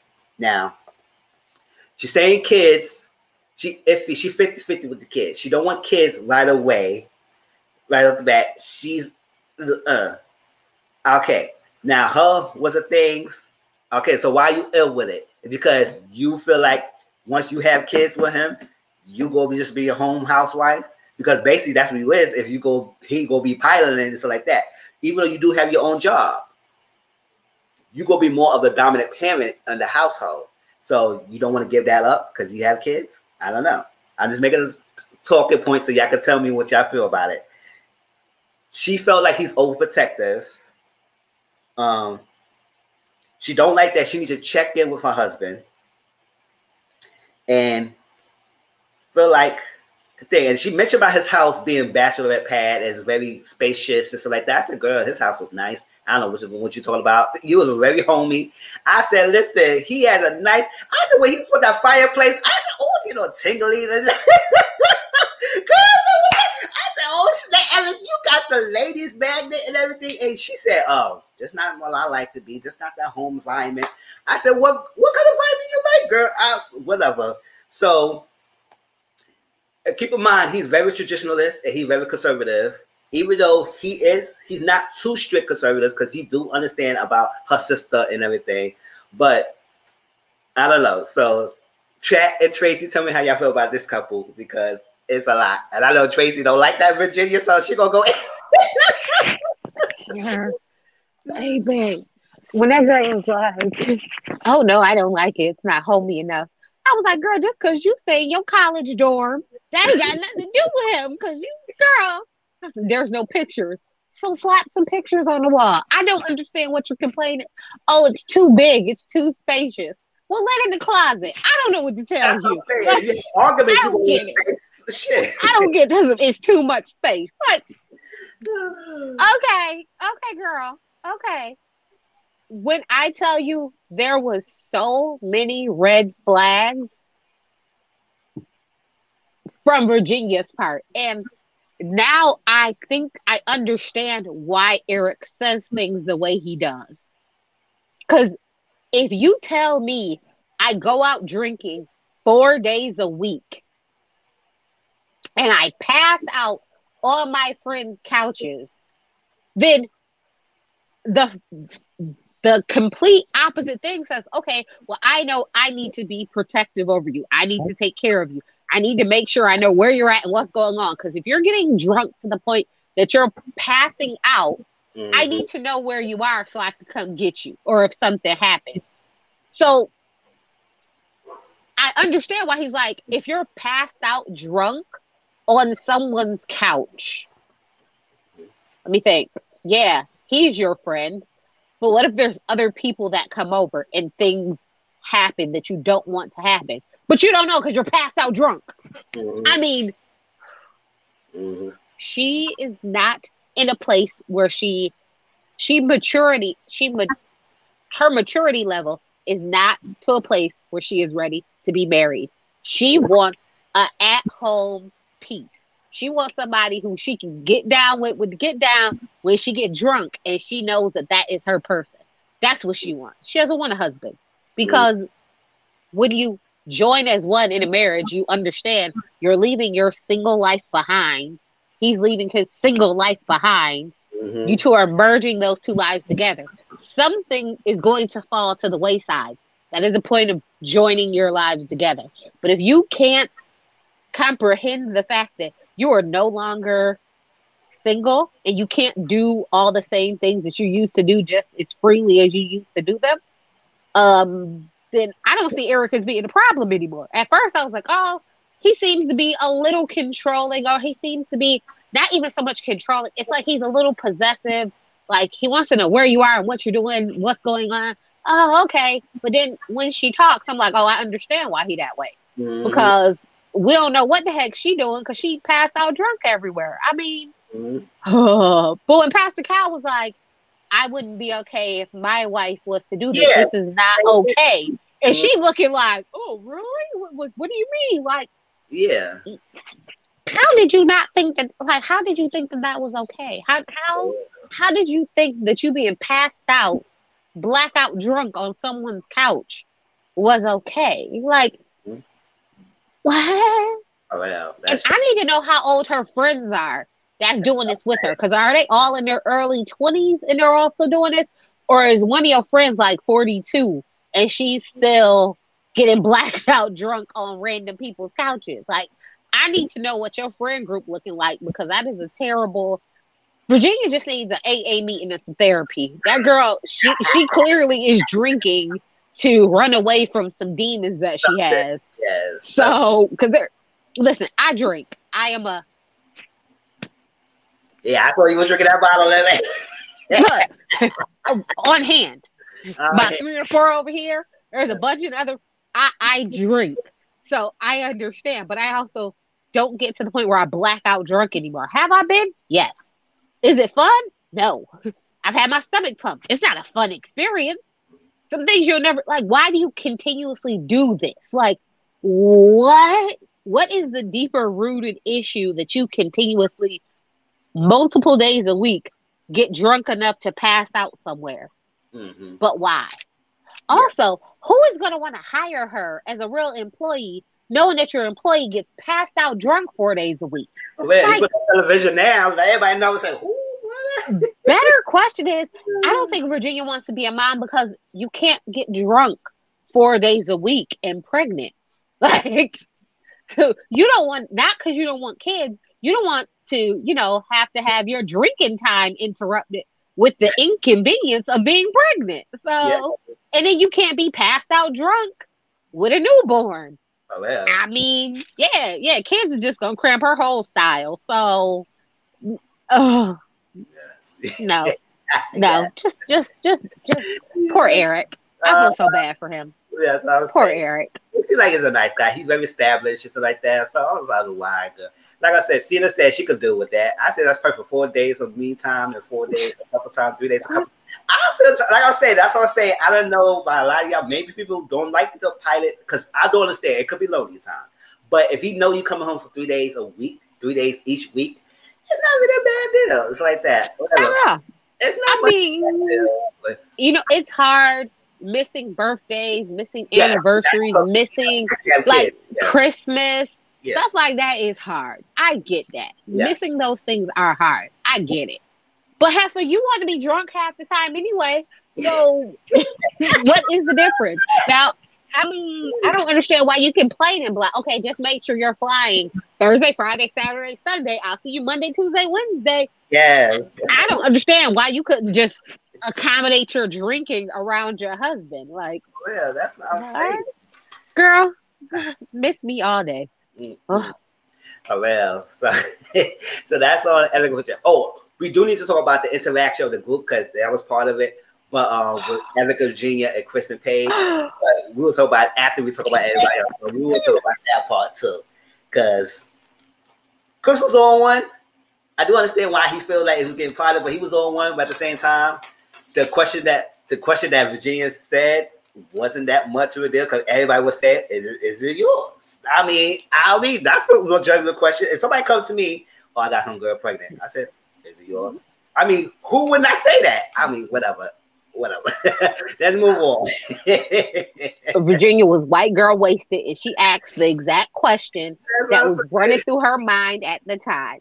Every time she said something, it's because she was white girl wasted, and it popped into her head, so she asked it. Like, that's all that was. Everybody's all upset that she asked it. I said, "Oh, well, he's the one." Everybody was like, "Oh, okay, we want to know that too." Like, everybody was like the same thing. But we will talk about that group interaction. Brianna and Vincent. Okay. This was a couple I said they could make it work if they work on some things. But that thing that happened on episode 7, if they don't really fix on that communication, I don't see that working because that was crazy. That was so much. Now, when we left off at, I talk about all that stuff. You don't have to be rushed. I think they didn't really give much, but they say we know he's a workaholic. He don't have to be rushed. She's kind of bossy. Well, not kind of. She is. It's like that. She is. We know that she could crack jokes. She could be caught sarcastic sometimes, and it's not. She doesn't mean in a disrespectful way. He did say to the pastor that he knows that she's not disrespectful. So keep that in mind when we talk about the last thing he said. She knows she's not disrespectful, and I can see myself with this girl. We complete each other. She's there for me and everything. He just started off his own career and everything, and his own business. And she's very established in hers.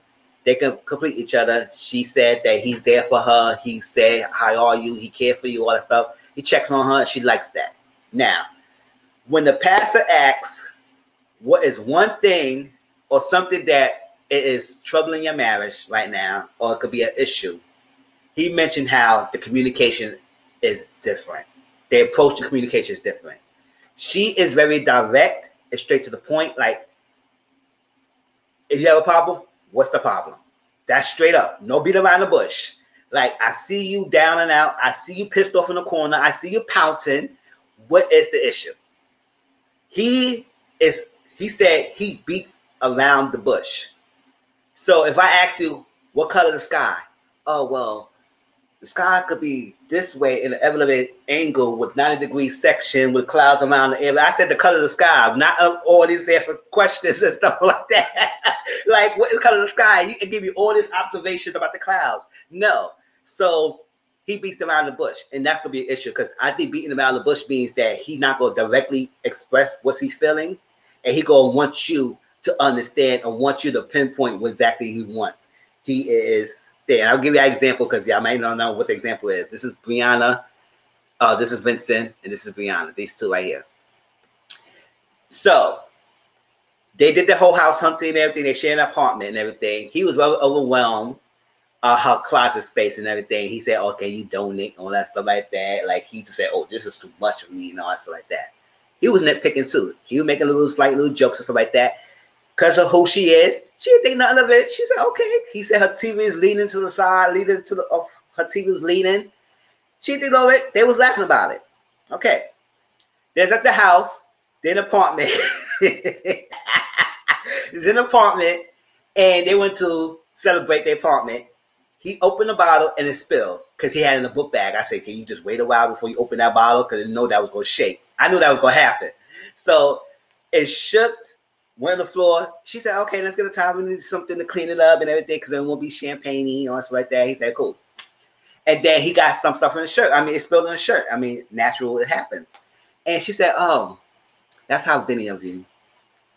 That's how Vinny of you." So, okay. It would mean I would say, what she mean by how Vinny you? But I did not think that was a disrespectful response. I just want to know what she mean by it. Now, if she did mean something to the effect that he's asked her later on, then that's something. But I did not take that she was disrespecting him. That was an example. But he got upset. Since that happened, the energy, she felt the energy shifted. She felt the energy shifted. She was asking what's wrong. They didn't want to say it. And then he said, "I don't like to be disrespected." She said, "Oh?" She said, "Oh, well, hold on. What? And he said, "I like to disrespect you. You like to belittle me. You being disrespectful." Now, mind you, he said that he know that she's not disrespecting him. But he just said that she's disrespectful. Belittling me. I don't like what you say. You throw jabs at me. What you mean, how Vinny of you? Do you think I'm an idiot? Oh, no, I would never call you anyone an idiot. I would never call you an idiot. But what do you mean by how Vinny of you? So that means what that means. Is he clumsy? Is he a messy person? What is it?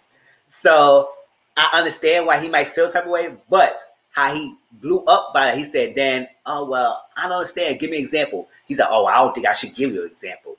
He didn't mention it. But he just said how Vinny you. He said, "I don't think I should give you an example. You should know what I said." And she said, "Oh, I don't want to talk about it anymore." Then he said, "Oh, okay, I'm getting up and walking up to my house." I said, "Oh, listen, you got too many chances to keep doing that.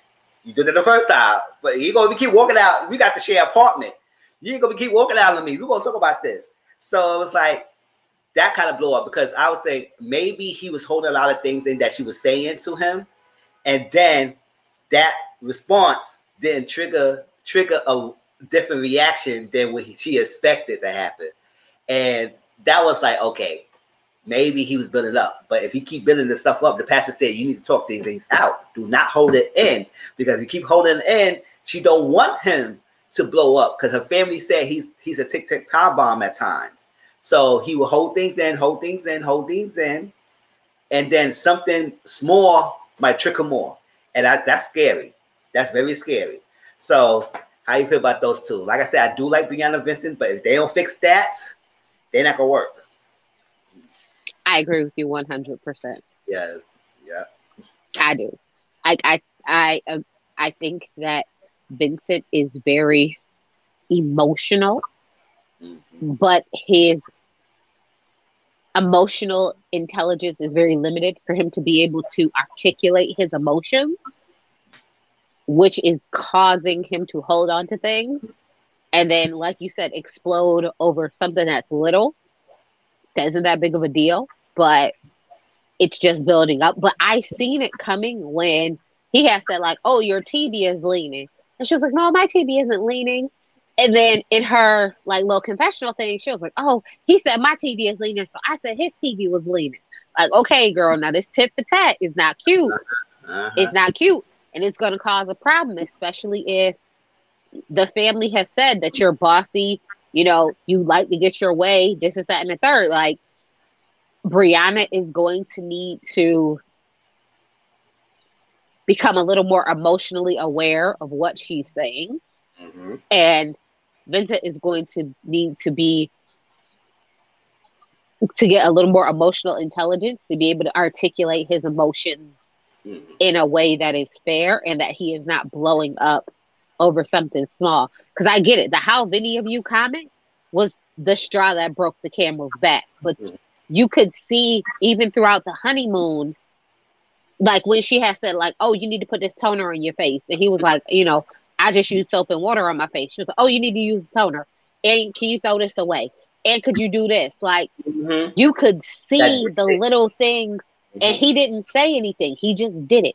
So you could see it's probably not just the thing. It's all of those little things that are building up. And then he's now getting frustrated because he doesn't articulate himself very well when it comes to his emotions. So I think that's what his family meant by he'll explode. Not that, he's like aggressive by nature, but he holds things in, and this little thing gets this huge reaction, and they just don't seem to balance each other out. Like, it doesn't make sense. So I think that's what his family meant. But I agree with you. I want them to work, and I think if they can fix their communication styles, they'll be just fine. Mm-hmm. Well, I was like, just left her just like that. I said, oh, that's crazy. But I do appreciate the fact that instead of him blowing up on her, he left. He left, yes. Although it is very wrong to leave, he should have probably went to a separate room and just said, listen, I need to cool down. Let me go in this separate room, and not left the house. But I do appreciate someone who knows their limits and boundaries and walk away. And walk away. So it's like, there could have been a better balance, but I get it. Yeah, I do. I get it. But I said, oh, just make her feel like crazy. He walked out there. He said, I'm going home. She said, oh, okay. This is your home. We live here. Yeah, I was like, what you going back to your house for? He was like, no, heifer. All right. So, what was it? Haley and Jake. Oh, yeah, we both on our eyes. I say we on our eyes deep. Haley and freaking Jacob. Now, I have a question before you start that. Is Haley and Chris like second cousins? Are they second cousins? Right? They might be. Okay. Exactly, just like. Now, I didn't like, and also I was upset with the pastor, I don't like how they made it seem like it's all on Jacob. That he just making this all up. Like, he is like the most problematic person, and it was her. It's her. And let's keep this real. The 80s wasn't a big deal to be all upset about. Granted, I grew up in the 90s. That to me, that's the best ever in music, television, and stuff like that. I love the 90s. I grew up in the 90s. But I can make references. What year were you born? 1986. Oh, so you were born in the 80s. Okay, perfect. Never mind. The 80s are still great. Yes, 80s are great. Yeah, 80s are great. Okay. Yeah, I grew up in the 90s. I was born late 80s, something like that. So, yes. So, I don't remember a lot of the early 80s stuff. But it's not a big deal for her to be upset about it. I said, oh, he was the reference to the 80s. Yes, he does make a lot of reference to the 80s, but that wasn't a big issue. What is the real issue with you and him? That's the issue about it. And my friend was last night. We both looked at each other. I said, she's not being genuine and she's being fake right now. She's being very fake and she's not showing what she really is. Like, what happened? You was all into this guy, even with his 80 quirks or not, you was liking him. Till you had consummate that sex, the marriage, then you flipped. What happened? Did you like the sex? Sex could be learnable. It could be teachable. It could be done better if you didn't like it. What was it? Now, the fact now, the only thing I agree on that he made accusations that she's cheating that she was headstrong, she had high anxiety. Yes, you didn't even have to do an accusation. You could have said she just lied to me. You lied to me. You lied to me, and that's not right. It's like that. You yeah, and you lied. And you lied to me. Now, how she lied was after that sex thing, I don't know what happened. It turned out off. She don't want to touch him. She didn't want to do none of that. She said it's something's not connecting. He asked her, even though we knew he's a loner and he's been by himself for a long time, he is very vocal in trying to make things work with you. He asks you, what is the problem? What did I do? What did I did to you that make you turn on me? You don't want to touch. You were just like you was all into me, and then all of a sudden you just pushed back. We know she's been single for freaking 7 years, and she's been a bridesmaid like 14, 15 times. So what is it? What you not? And she says she's not a clingy type. Granted, not everybody's clingy type. Me, I like PDA at some point, not too much, but some point. But I'm touching feeling when in the house. Yes, come on, let's love each other. Come on, let's like what's going on? We husband, we wife. It's like we need to love each other. That's still passionate. And she says a disconnect. She not saying that. So it's hard for him to even change what he needs to change or even work on if she's not saying nothing. She lied and said it was a girl's night out. She was downstairs. He came downstairs and saw her with all the other couples. He was the only husband that was not there. He came down and they all skedaddled like rats. So I would feel type of way about that. I said, excuse me, if you didn't want me there, you just say you didn't want me there. What's the ish? And now, yes, because of acquisition made her shut down more, but you was not saying nothing. So you lied to him, made him feel type of way. And now when she was talking to the pastor, it made it seem like it was on him. He apologized. I said, oh, you going to apologize? Because we're not going to do it just one side apology. Or you're not going to apologize either? Like, what's going on? How y'all feel? So I was like, this is crazy. And then she said, oh, the 80s. I said, granted, if he does change a little bit his 80s reference, what if that's the only issue? If that is the issue, it's the 80th reference, and that's disconnecting you, then if he changed a little bit, you should have no problems. So what is the issue?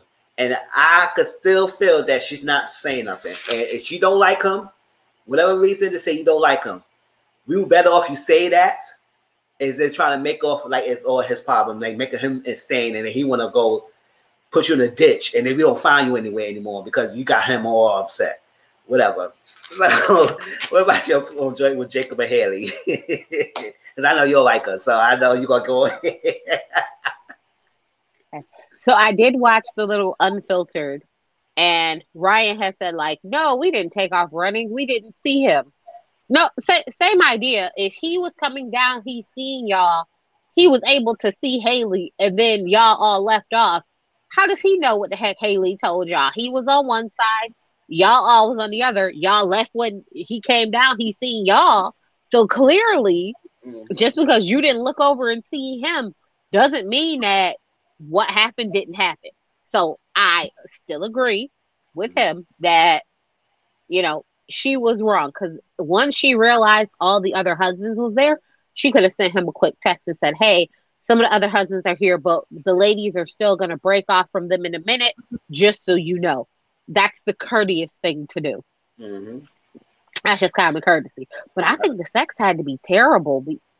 Or she was just drunk and did it because, you know, she was drunk and wanted a warm body next to her, but didn't really want to. So then she was even more disgusted with herself once it was over. And then she really shut down. Because at some point, it definitely makes me feel like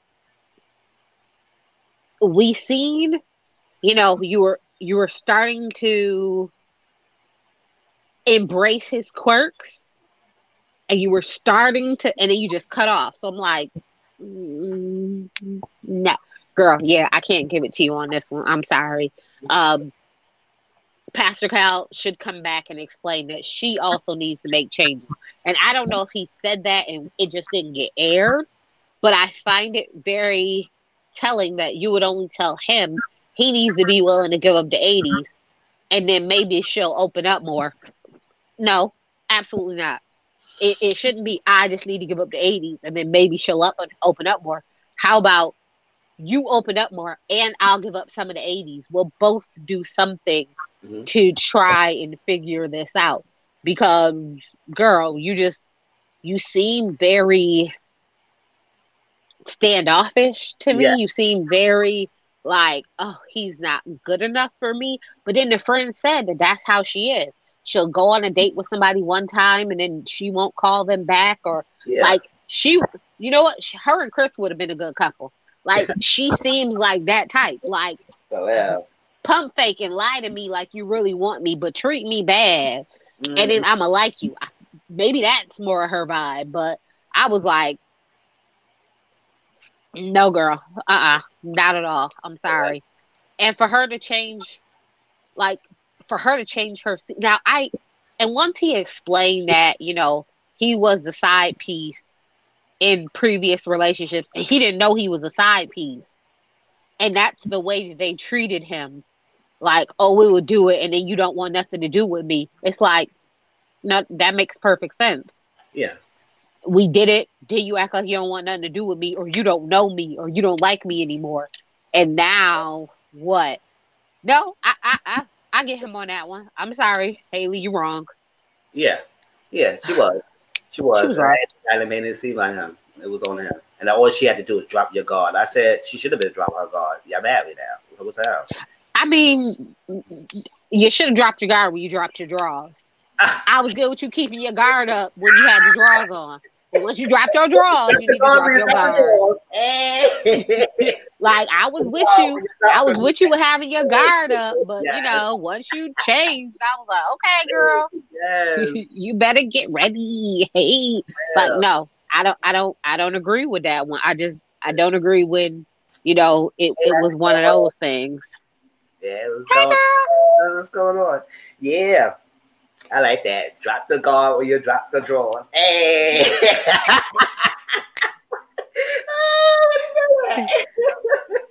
All right. So that's the couple, Chris and Paige.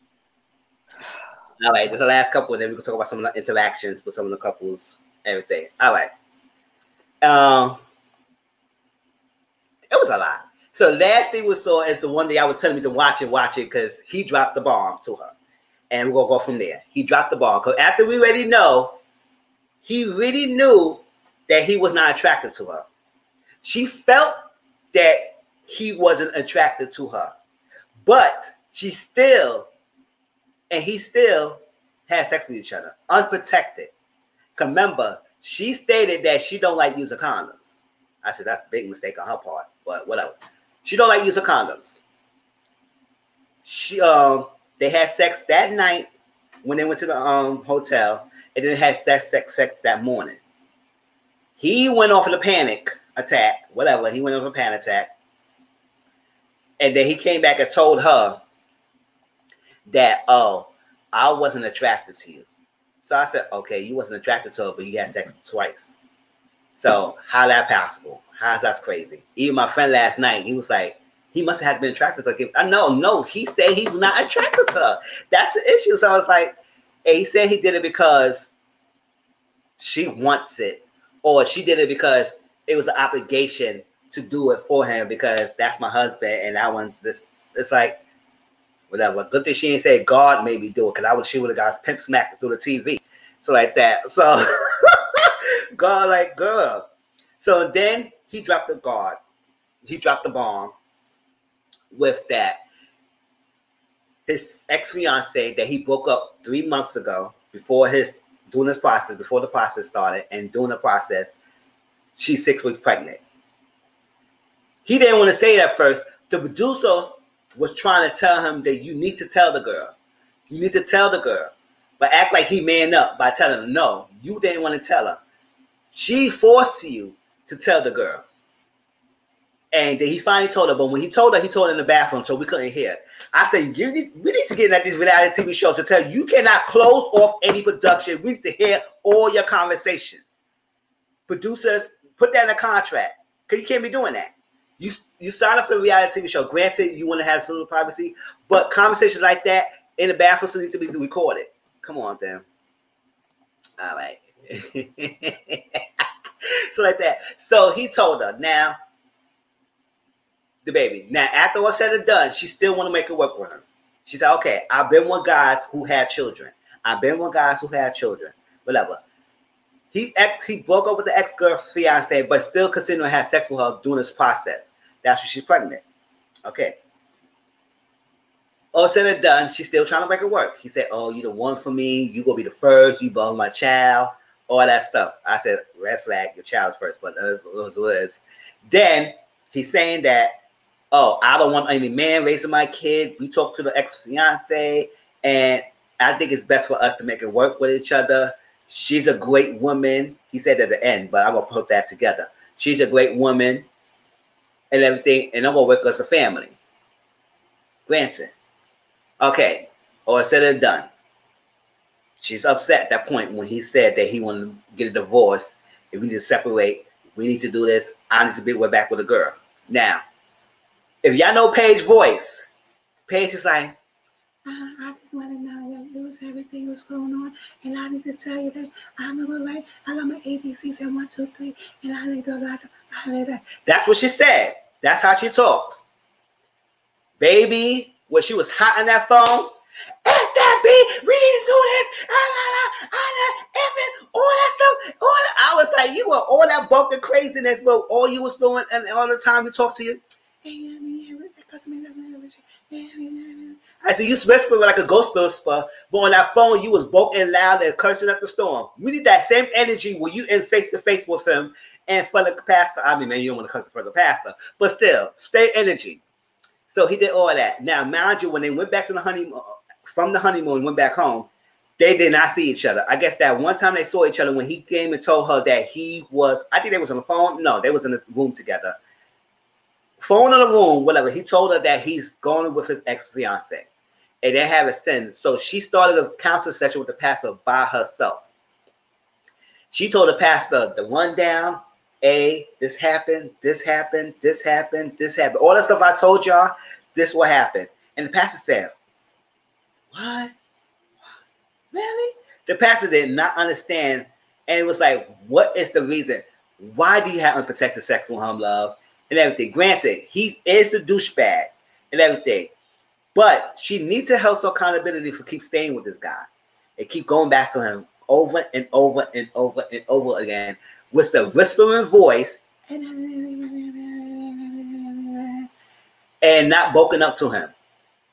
And he came in, he said, oh, to her credit, my ex-fiance is a great woman. I said, we're not talking about that beat, so you need to talk about somebody else. Like, we ain't talking about her. We talk about this. And all this other stuff. And then he also said things that make her not want to leave. He does things, and then she get upset, and then he said, oh, last time he said, oh, you be the one, you could be the first, you could be great. You know, so I was telling my friend, he's doing that as a manipulative tactic. And I said, oh, how he manipulated. I said that he is being manipulative because he's saying what he wants to get her thing. At the same time, she is responsible for keep staying with him. Now, after all is said and done, the pastor left. That pastor said, oh, I'm not advocating for this marriage. Y'all done, all that stuff. He whispered her ear, oh, I'm afraid that I'm going to fall in love with you. And she was like, I don't know what's going on with it because he just told me he's going to get divorced. And now all of a sudden, I'm confused. I said, you confused with what? What confused about? Because he just told you another thing that you want to hear. Now he afraid to fall in love with you? No, after he said he's not attracted to you. And also, he also said he is spiritually attracted to her. I said, what the hell that means? You better get in my face with that. What you mean by spiritually attracted to her? Okay, I said enough. That was all the stuff that he said. Tracy, what's your point?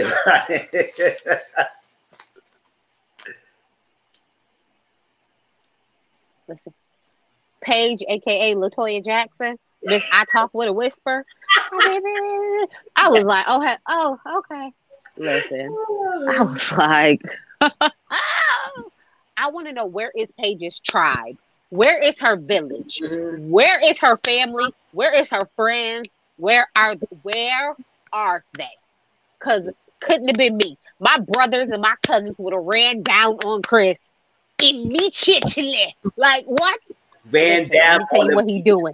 Let me tell you what happened, right? This is where we at right now. Now, again, when that joker said, I'm spiritually attracted to you, yes, baby, your spirit ain't got no, your spirit is not a physical being. You can't see a spirit. So what are you attracted to, sir? Let me tell you something, all right? Not, and Paige and her simple, oh, God put us together. Not my God, not my Jesus, and not my Holy Spirit. Not none of them had anything to do with this foolishness. I need you to stop claiming that, oh my God, because absolutely not. I'm spiritually attracted to you because you could pray for me like my grandma to soothe and calm me. You know, pacifiers soothe and calm babies. So why don't you get one? That's what you need, because this is ridiculous. I was like, if you thought for one single solitary second you gonna and then did you see how he low-key tried to make it seem like Paige was the one who really wanted to sleep with him? Oh yeah, you know, I ain't gonna tell. I'm a man. I ain't gonna talk about that.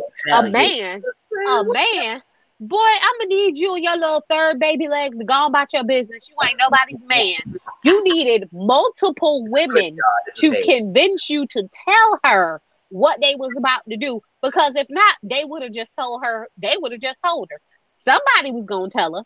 So I'm gonna need you to try one more time and try correctly. That when I tell you, I was screaming at my TV at this fool. I was like, and when he was talking to Pastor Cal, and he just laughing and smirking, I was like, see, it couldn't have been me, because I'd have grabbed my pocketbook and backhanded that joker. I mean, just pop, one good time. I mean, legitimately, like with the double G and the Gucci would have been imprinted on his forehead.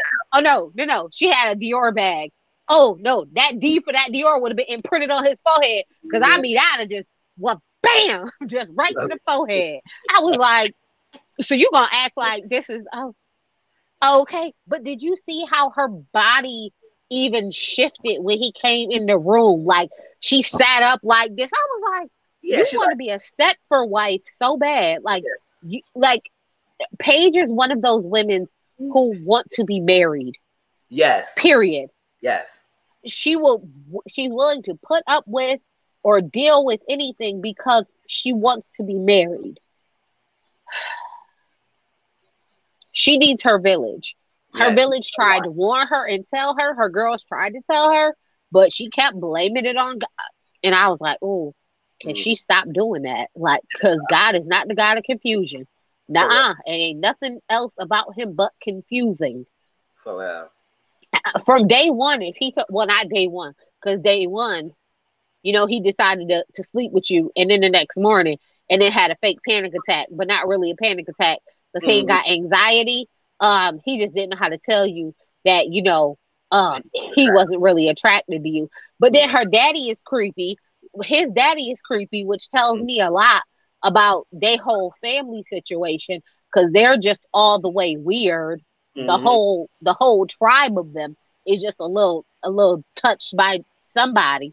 But when I tell you, I had to look and look again, and then for Paige to go from, oh yeah, oh fuck him, fuck her, da, da, da, da, da, da, and then it was like, but he said he doesn't want to fall in love with me. He can't fall in love with you because he's not attracted to you, and he don't like you. He like your spirit, because apparently you got the same spirit of his grandmama. But apparently he want to sleep with his grandma? Is that what you're trying to tell me? Help me to understand this, Satan. Because I promise you, I was like, oh, yeah, spiritually, you're like my grandmother. So you're attracted to your grandma? Is that what you're trying to tell me? Because I don't understand. Make this make sense, Satan.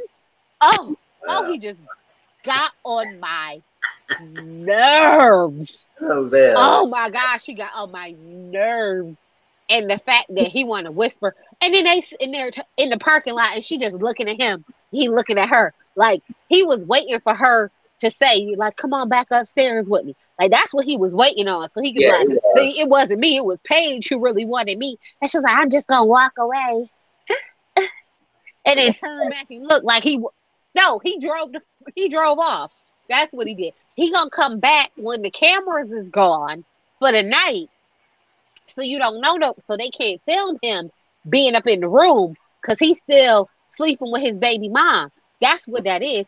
Every time he had to talk about his child's mother, he talked about her wonderfully, or he turned on the faucet, he turned on the water, so you couldn't hear what he was saying because he was doing that to protect the person he cared about, which is clearly not Paige. Which is why my brothers would have been right there, ran down in the joke like, gang, gang. What? Ready? Like, oh, because I would have hit him with my purse. Oh. Yeah. And then him at that dang on dinner table with that half apology to the group. Yes.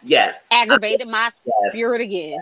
I must say that. Yes, CM, that boy has more spins than Monique. Oh, yes, Monique was a queen, I'm not saying. He does have more spins than her. Monique was doing something a lot at Potomac, and she spent that whole story to fight different one versions of how she fought the girl.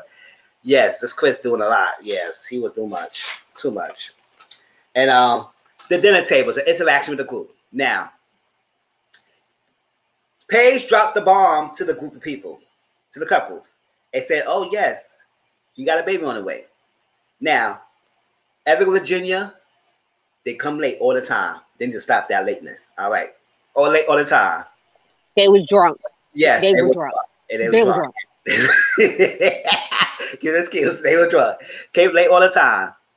And granted, it may be off-putting, but the question that Virginia posed to Chris was not something that anybody would not have said to if it was another person. Now, if my family member came to me and said that, especially they wasn't like exclusive like that. Come to me, "Oh, Ty, listen, I got this girl pregnant." I said, "So how you know that's yours?" I mean, most of us would say that. Most of us would say that. How you know it's yours? Not being mama's baby, daddy's maybe. Not to discredit the lady, not to call her a hoe and nothing like that. But if you telling me that y'all been on and off, and then y'all had other sexual partners, whatever or stuff like that, don't know the history behind y'all two, and you tell me that she just ended up getting pregnant, how you know that's yours? Now, he may not want to hear from her. Maybe if it was somebody else that said it, he would have been upset about it. But Virginia asked it, he was thrown off. So he shut down from there. Now, they had an RV tracker trip, whatever that was, in a car on stuff. So Virginia and Clara decided to approach Chris about it and talk about it. Now, Clara discussed a little bit, and then she stopped talking. Virginia was going all on him and like that. Now, granted, yeah, maybe he thought it was a little tap. Now, Ryan, I don't know what the hell Ryan was at, because clearly this guy was bulking up to the females. Like, if you got so much mouth up to the females, talk to the men like that. Like, come on. That's what I was saying. So Claire was shut down because Ryan was on one. Virginia kept going on. It's like that. Said, "This is that.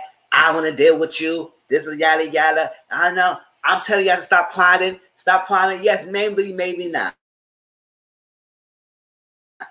So if I were Virginia, so I don't even care about this Chris. I said, whatever. I don't care about you. I ain't going to waste my breath talking to you. I would just talk to Paige.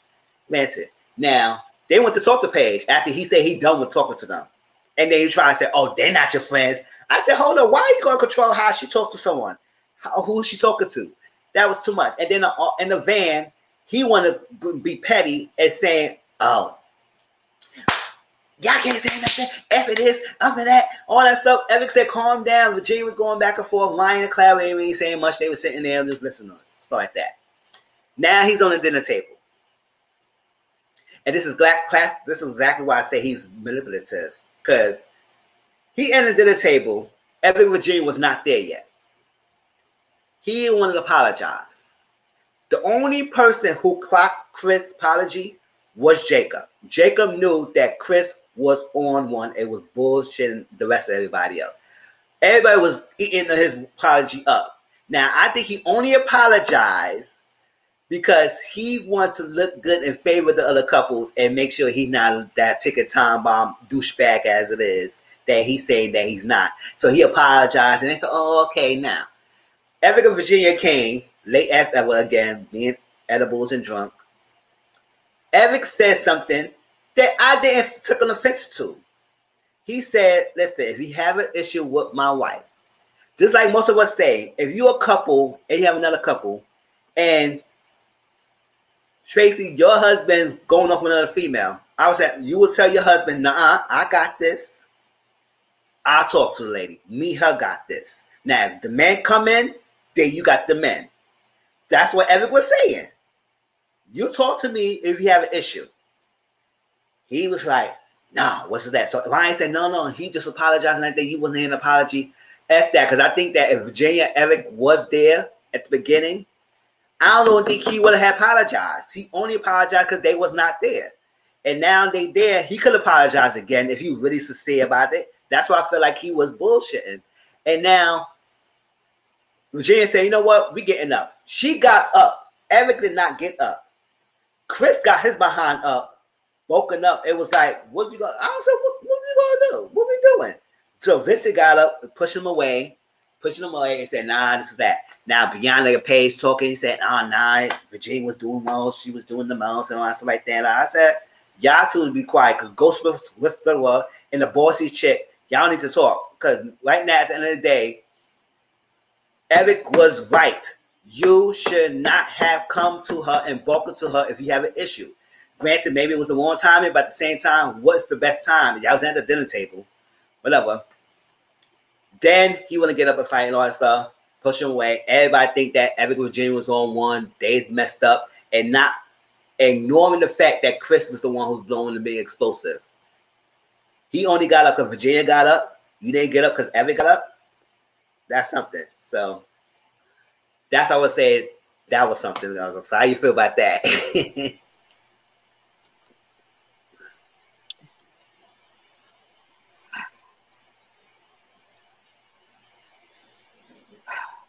Chris is trash. Yeah. That's how I feel. I know Chris is trash. Chris is trash. Number one. Now, mind you, her question was a valid question. How do you know it's yours? Especially if they had been, on the process of going through this. They don't know that you were sleeping with this girl while you're in the process of trying to get married at first sight. Mm-hmm. You would have assumed that once you started on this process, you would have stopped sleeping with other people because you're about to get married. That's just what, I guess that's what basic good people do. Mm-hmm. And since he's trash, he didn't do that. Mind you. Now also, Virginia was drunk. But Virginia's always drunk. But then once it got to when they were four-wheeling and he literally was like, "Oh, yeah, like, you's a drunk and da-da-da-da." I was like, yo, you was getting real reckless with these women who are talking to you because they said, "We're friends with Paige." Mind you, Paige has no one. Like, she has no village at this point. They're still in the incubator state where they're supposed to, like, really just be connecting with their spouses and immediate family for emergencies, not just, chilling with everyone from back home. Mm-hmm. So she doesn't really have anyone else. They knew her before they ever met you. So, they were trying to stick up for her the way, your good friends would stick up for you if they knew your spouse was trash. I mean, they were trying to explain to him, like, "Hey, she isn't the same that she was. She seems really down." And for him to say, "Oh, it's private. It's our business."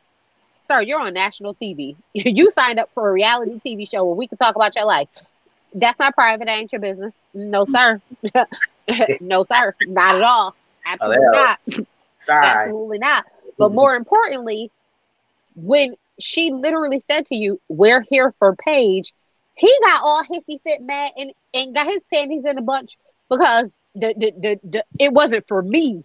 You're right, it wasn't for you. You aren't the person who continuously keeps getting hurt. They're they're trying to stick up for the person who you keep hurting. But you got your panties in a bunch because oh, it's not genuine. It is genuine for the person who it belongs to. It's Mm-hmm. not for you. Why would they feel bad for you? You said having a child was devastating. That's your problem. Mm-hmm. Everybody don't feel like having a child is devastating. But I promise you, normally I like Bree, but in that moment when he bucked up at Virginia at that table, I was like, oh, absolutely not. That Yeah. was not their fault. Mm-hmm. This was a continuation of him at the four wheelers, him on the bus, continuing just to and his confessional, he just they thought they was gonna have a quiet ride home. Oh, Mm-hmm. they're not, because I'm gonna do. I was like, oh, and you petty. Oh, okay, you just got all kind of bitch assness in you. Oh, okay, you got all the traits. Yeah. Oh, okay, got you. So it was like a compounded thing. Was he wrong for saying if you got an attitude, especially if you're that aggressive, don't talk to my wife, talk to me? He's absolutely right. That's what a Yes. man should do. He Mm-hmm. should stand up for his wife. The way Chris should stand up for Paige, but he doesn't. Mm-hmm. Understandable. But I appreciate Jacob being like, that's bull. I see it. He's a lie. Because you're right. If he really wanted to apologize to the group, he'd have waited till everyone was there and said, listen, I have an announcement to make once everybody comes. If he truly wanted to apologize to everyone, because that's what grown, mature people do. But again, he's not grown or mature. But okay. But when I tell you, when Virginia got up and was like, we're leaving. And he was like, oh, what, you going? I was like, did he just get up because she got up? Oh, Mm-hmm. he a punk. Oh, he a whole punk. Yes. Oh, okay. He is a whole. Oh, okay. You just a different level of low. Mm-hmm. Oh, okay. Hmm. Not that Eric was gonna fight because he doesn't look like he'll bust a grape in a fruit fight. Uh, But I was like, no, no. And then for them to say, oh, it was all their fault because they came late and they was drunk. Yeah, they did both of those things.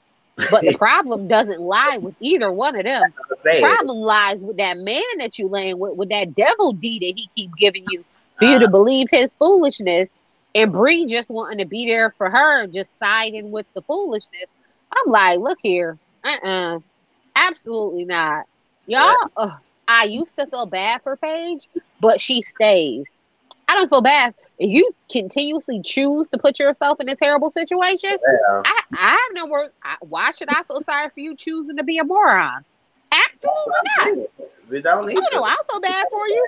Girl, you get everything you deserve because you chose to stay. Like that is not my ministry. We ain't gonna do that. That is good and terrible. He Mm-hmm. is just the worst. But when he brings, but I have a question for you. Is that what you thought his baby mom was gonna look like? Oh no, no, because he made it seem like he chose, like Paige was not the person he would choose. Because he said Paige is the person he needs, and now he normally choose. So when we saw the preview next week, I said, that girl ain't look nothing better than Paige to me, in my opinion. And she looks definitely look average. Her and Paige definitely look very similar. Similar. So I was like, okay, so what is about you, man? And then you want to meet together. And Paige, I don't know. My friend said, well, production made her. I said, no, production made brought this idea, and she probably said yes. But she didn't have to say yes if she didn't want to say yes. I said, why don't you sit down with your ex-fiance and the baby that you're going to have on the way? Like, no. And they want nobody to raise your kid. You could still raise your kid and still be with Paige. So why are you doing Paige all in like? Why are you doing this Paige to this girl? Because he never liked her to begin with. Ever. That's to say he never liked her. I was like, he never liked her to begin with. Yes. Ever. And he never gonna like her. So at this point, he just anything to just keep digging the nail deeper in her coffin. But she stays for it. So what am I supposed to say? You staying for the foolishness. You got it, girl. Oh, yeah. You got it. I don't even feel bad for you. You let a fool be a fool sometimes. But that was it. Yeah, that was our two review. We did talk about basketball. And we did talk about Marriage at First Sight. Any upcoming things that we will still continue next Sunday? I have been neglecting the show, so we will go back to the show Love at the Lockup because I've been neglecting it for a couple of weeks, y'all. So I got to watch the last 2 episodes, and we're going to talk about Love at the Lockup. And what can we talk about? Maybe Bell Collective, because I is reviewing, and maybe we can talk about those two. No, not Bell Collective. I would do a recording and Love at Marriage. I haven't been neglecting growing up Hip Hop Atlanta. So we will talk about Love at the Lockup and Grow Up in Hip Hop Atlanta next week because I know people like to roast these people. So we're going to be roasted and we're going to have a discussion about these 2 people. And then I haven't forget, y'all. I need to get Ella Queen Sugar. I just haven't been watching it yet. I'm recording the show, but I will do my review of Queen Sugar. And T.S. Madison's having a show coming up. So if y'all want me to review that or y'all want to discuss T.S. Madison, because we need to support her because she's been a big person, and now she has a TV show. So it's like it's good to see her journey. And it's coming, I think it's March. I forgot what date, but I will watch it. I'll stay tuned to it. Delilah is a new show on OWN. I think it's coming out March 9th. I believe so. And we could talk about that here and there. I don't know if I go to recording or maybe I might do it first in live and then I'll probably do more recording or do a combination of both. And still do a Love and Marriage Huntsville because you know that show is good. So, and Bell Collective and any other show that might be coming up that y'all think y'all might go talk about, then y'all let me know and we can talk about it because it is shows coming out and everything. If y'all want to have me do some Netflix shows, I'll do some Netflix shows if it's reasonable and I can talk about it too because I didn't get to talk to Bling Empire or Bridgerton. So that's done at the window. I watched it, but I ain't gonna review it. So I think it's a show called Behind the Eyes or something. Maybe I'll watch that and see how that good. I know I didn't get to see Malcolm and Marie either. So I'm late to that show because I didn't get to see it yet. So I gotta sit down one time and see it. But yes, at 8:00 we have a panel. Did I say the Oh no, I didn't. So 8:00 tonight at 7:00 Central, 8:00 Eastern. I know some people got to get ready because it's like a half an hour and everything. For that panel, I will be on that. And we got different topics to discuss. We're going to be talking about, Hey Michelle, Safari Eric. Oh, Safari Eric. Safari Erica. We been doing okay. Safari and Erica, K. Michelle. We're gonna talk about a teen got arrested, and we're gonna talk about what was it? Oh, the deadbeat block who need to stay on the block. And did you see Erica Mena and MC Shaky going at it? Oh no, Erica Mena do something. What she did? What they did? What he did to her? So Erica Mena went and posted like talking junk about MC Shaky, saying like, "Oh, this blogger is talking about my kids and this is that and the third." And he was like, "I never talked about her kids. Like it was someone else's blog completely." He was like, "That wasn't my blog. That had nothing to do with me." And he was like, "Oh, could you apologize?" Nope, no apologies at all whatsoever. Then she got his DMs and called him a gorilla. Oh no, she didn't. Yeah. She got in his DMs to call him a gorilla, and talk about his sexuality. She gonna have some people, come run up on him. Oh, yeah. You talk about her kid, and she's afraid to talk about what she needs to say. But yeah, but no, he didn't like. It was someone else's blog. She just thought it was him. And then she so she mistaked him for someone else. Yeah. And nope. And then she doubled down. And he was like, "That wasn't me. This is the blog she talking about. This is the post." And went through the whole thing. But it wasn't even her. Like, it wasn't even him at all. So now, he started his whole shenanigans, releasing her credit score. He released all of her OnlyFans videos on Twitter. Oh, no. He just went in. I was like, you might need to pick your battles a little wiser. But she was definitely wrong for calling that man a gorilla, especially since he didn't talk about her kids. Like, he didn't say anything about her. So that is again the racism, colorism Yeah, issue, that stereotyping him, calling him anything like that. So I was like, that's that just, you know, continues to play right into it. Like, yeah. now, listen, if you talk about a child, I guess all bets are off. I can understand. I guess, you know, as a parent, I get it. Gloves are off. You go for the jugular. If you talk about kids, maybe what's her thought process? But once he showed you it wasn't him and you doubled down on it, Keep going, yeah. I was like, "Ooh, yeah, no, she might get everything she deserved there." Uh, it's getting messy. Yes. So Auntie Mama said we're going to talk about that. So I'm looking forward to that, Ooh, you know, everything. And oh, also, I thought y'all was just talking about Erica and Safari breaking up. yeah, we're going to talk about that. And I guess she's going to talk about Ooh, that too. So I guess let's go all be together. oh, And oh, we're going don't to worry, I'm gonna go mod in that chat real good. crash and talk about Tiger Woods crash. So we got a couple topics to talk Oh, about tonight.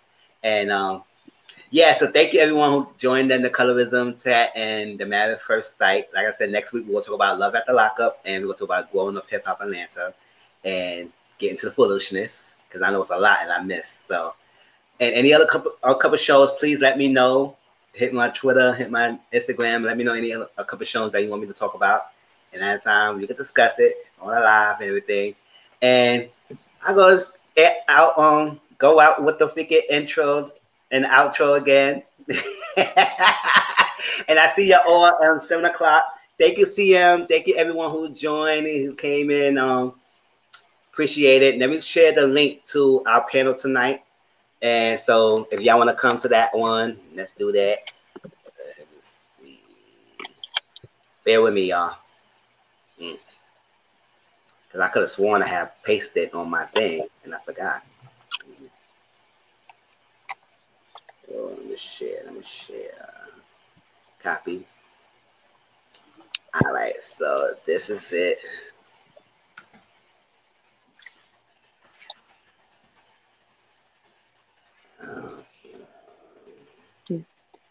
Yeah, that's it. And stay tuned for next week, y'all. Y'all see me tonight, 7 o'clock Central, 8 o'clock Eastern. We will be in there chatting. And let's buy out with our little intro again, y'all. Outro. All right, good night, y'all. Love you. See y'all tonight. All right. Yes, intro, outro. I might do one for the outro and do intro. It could be together. I love it. So like that. See y'all tonight. All right, y'all. Get some rest.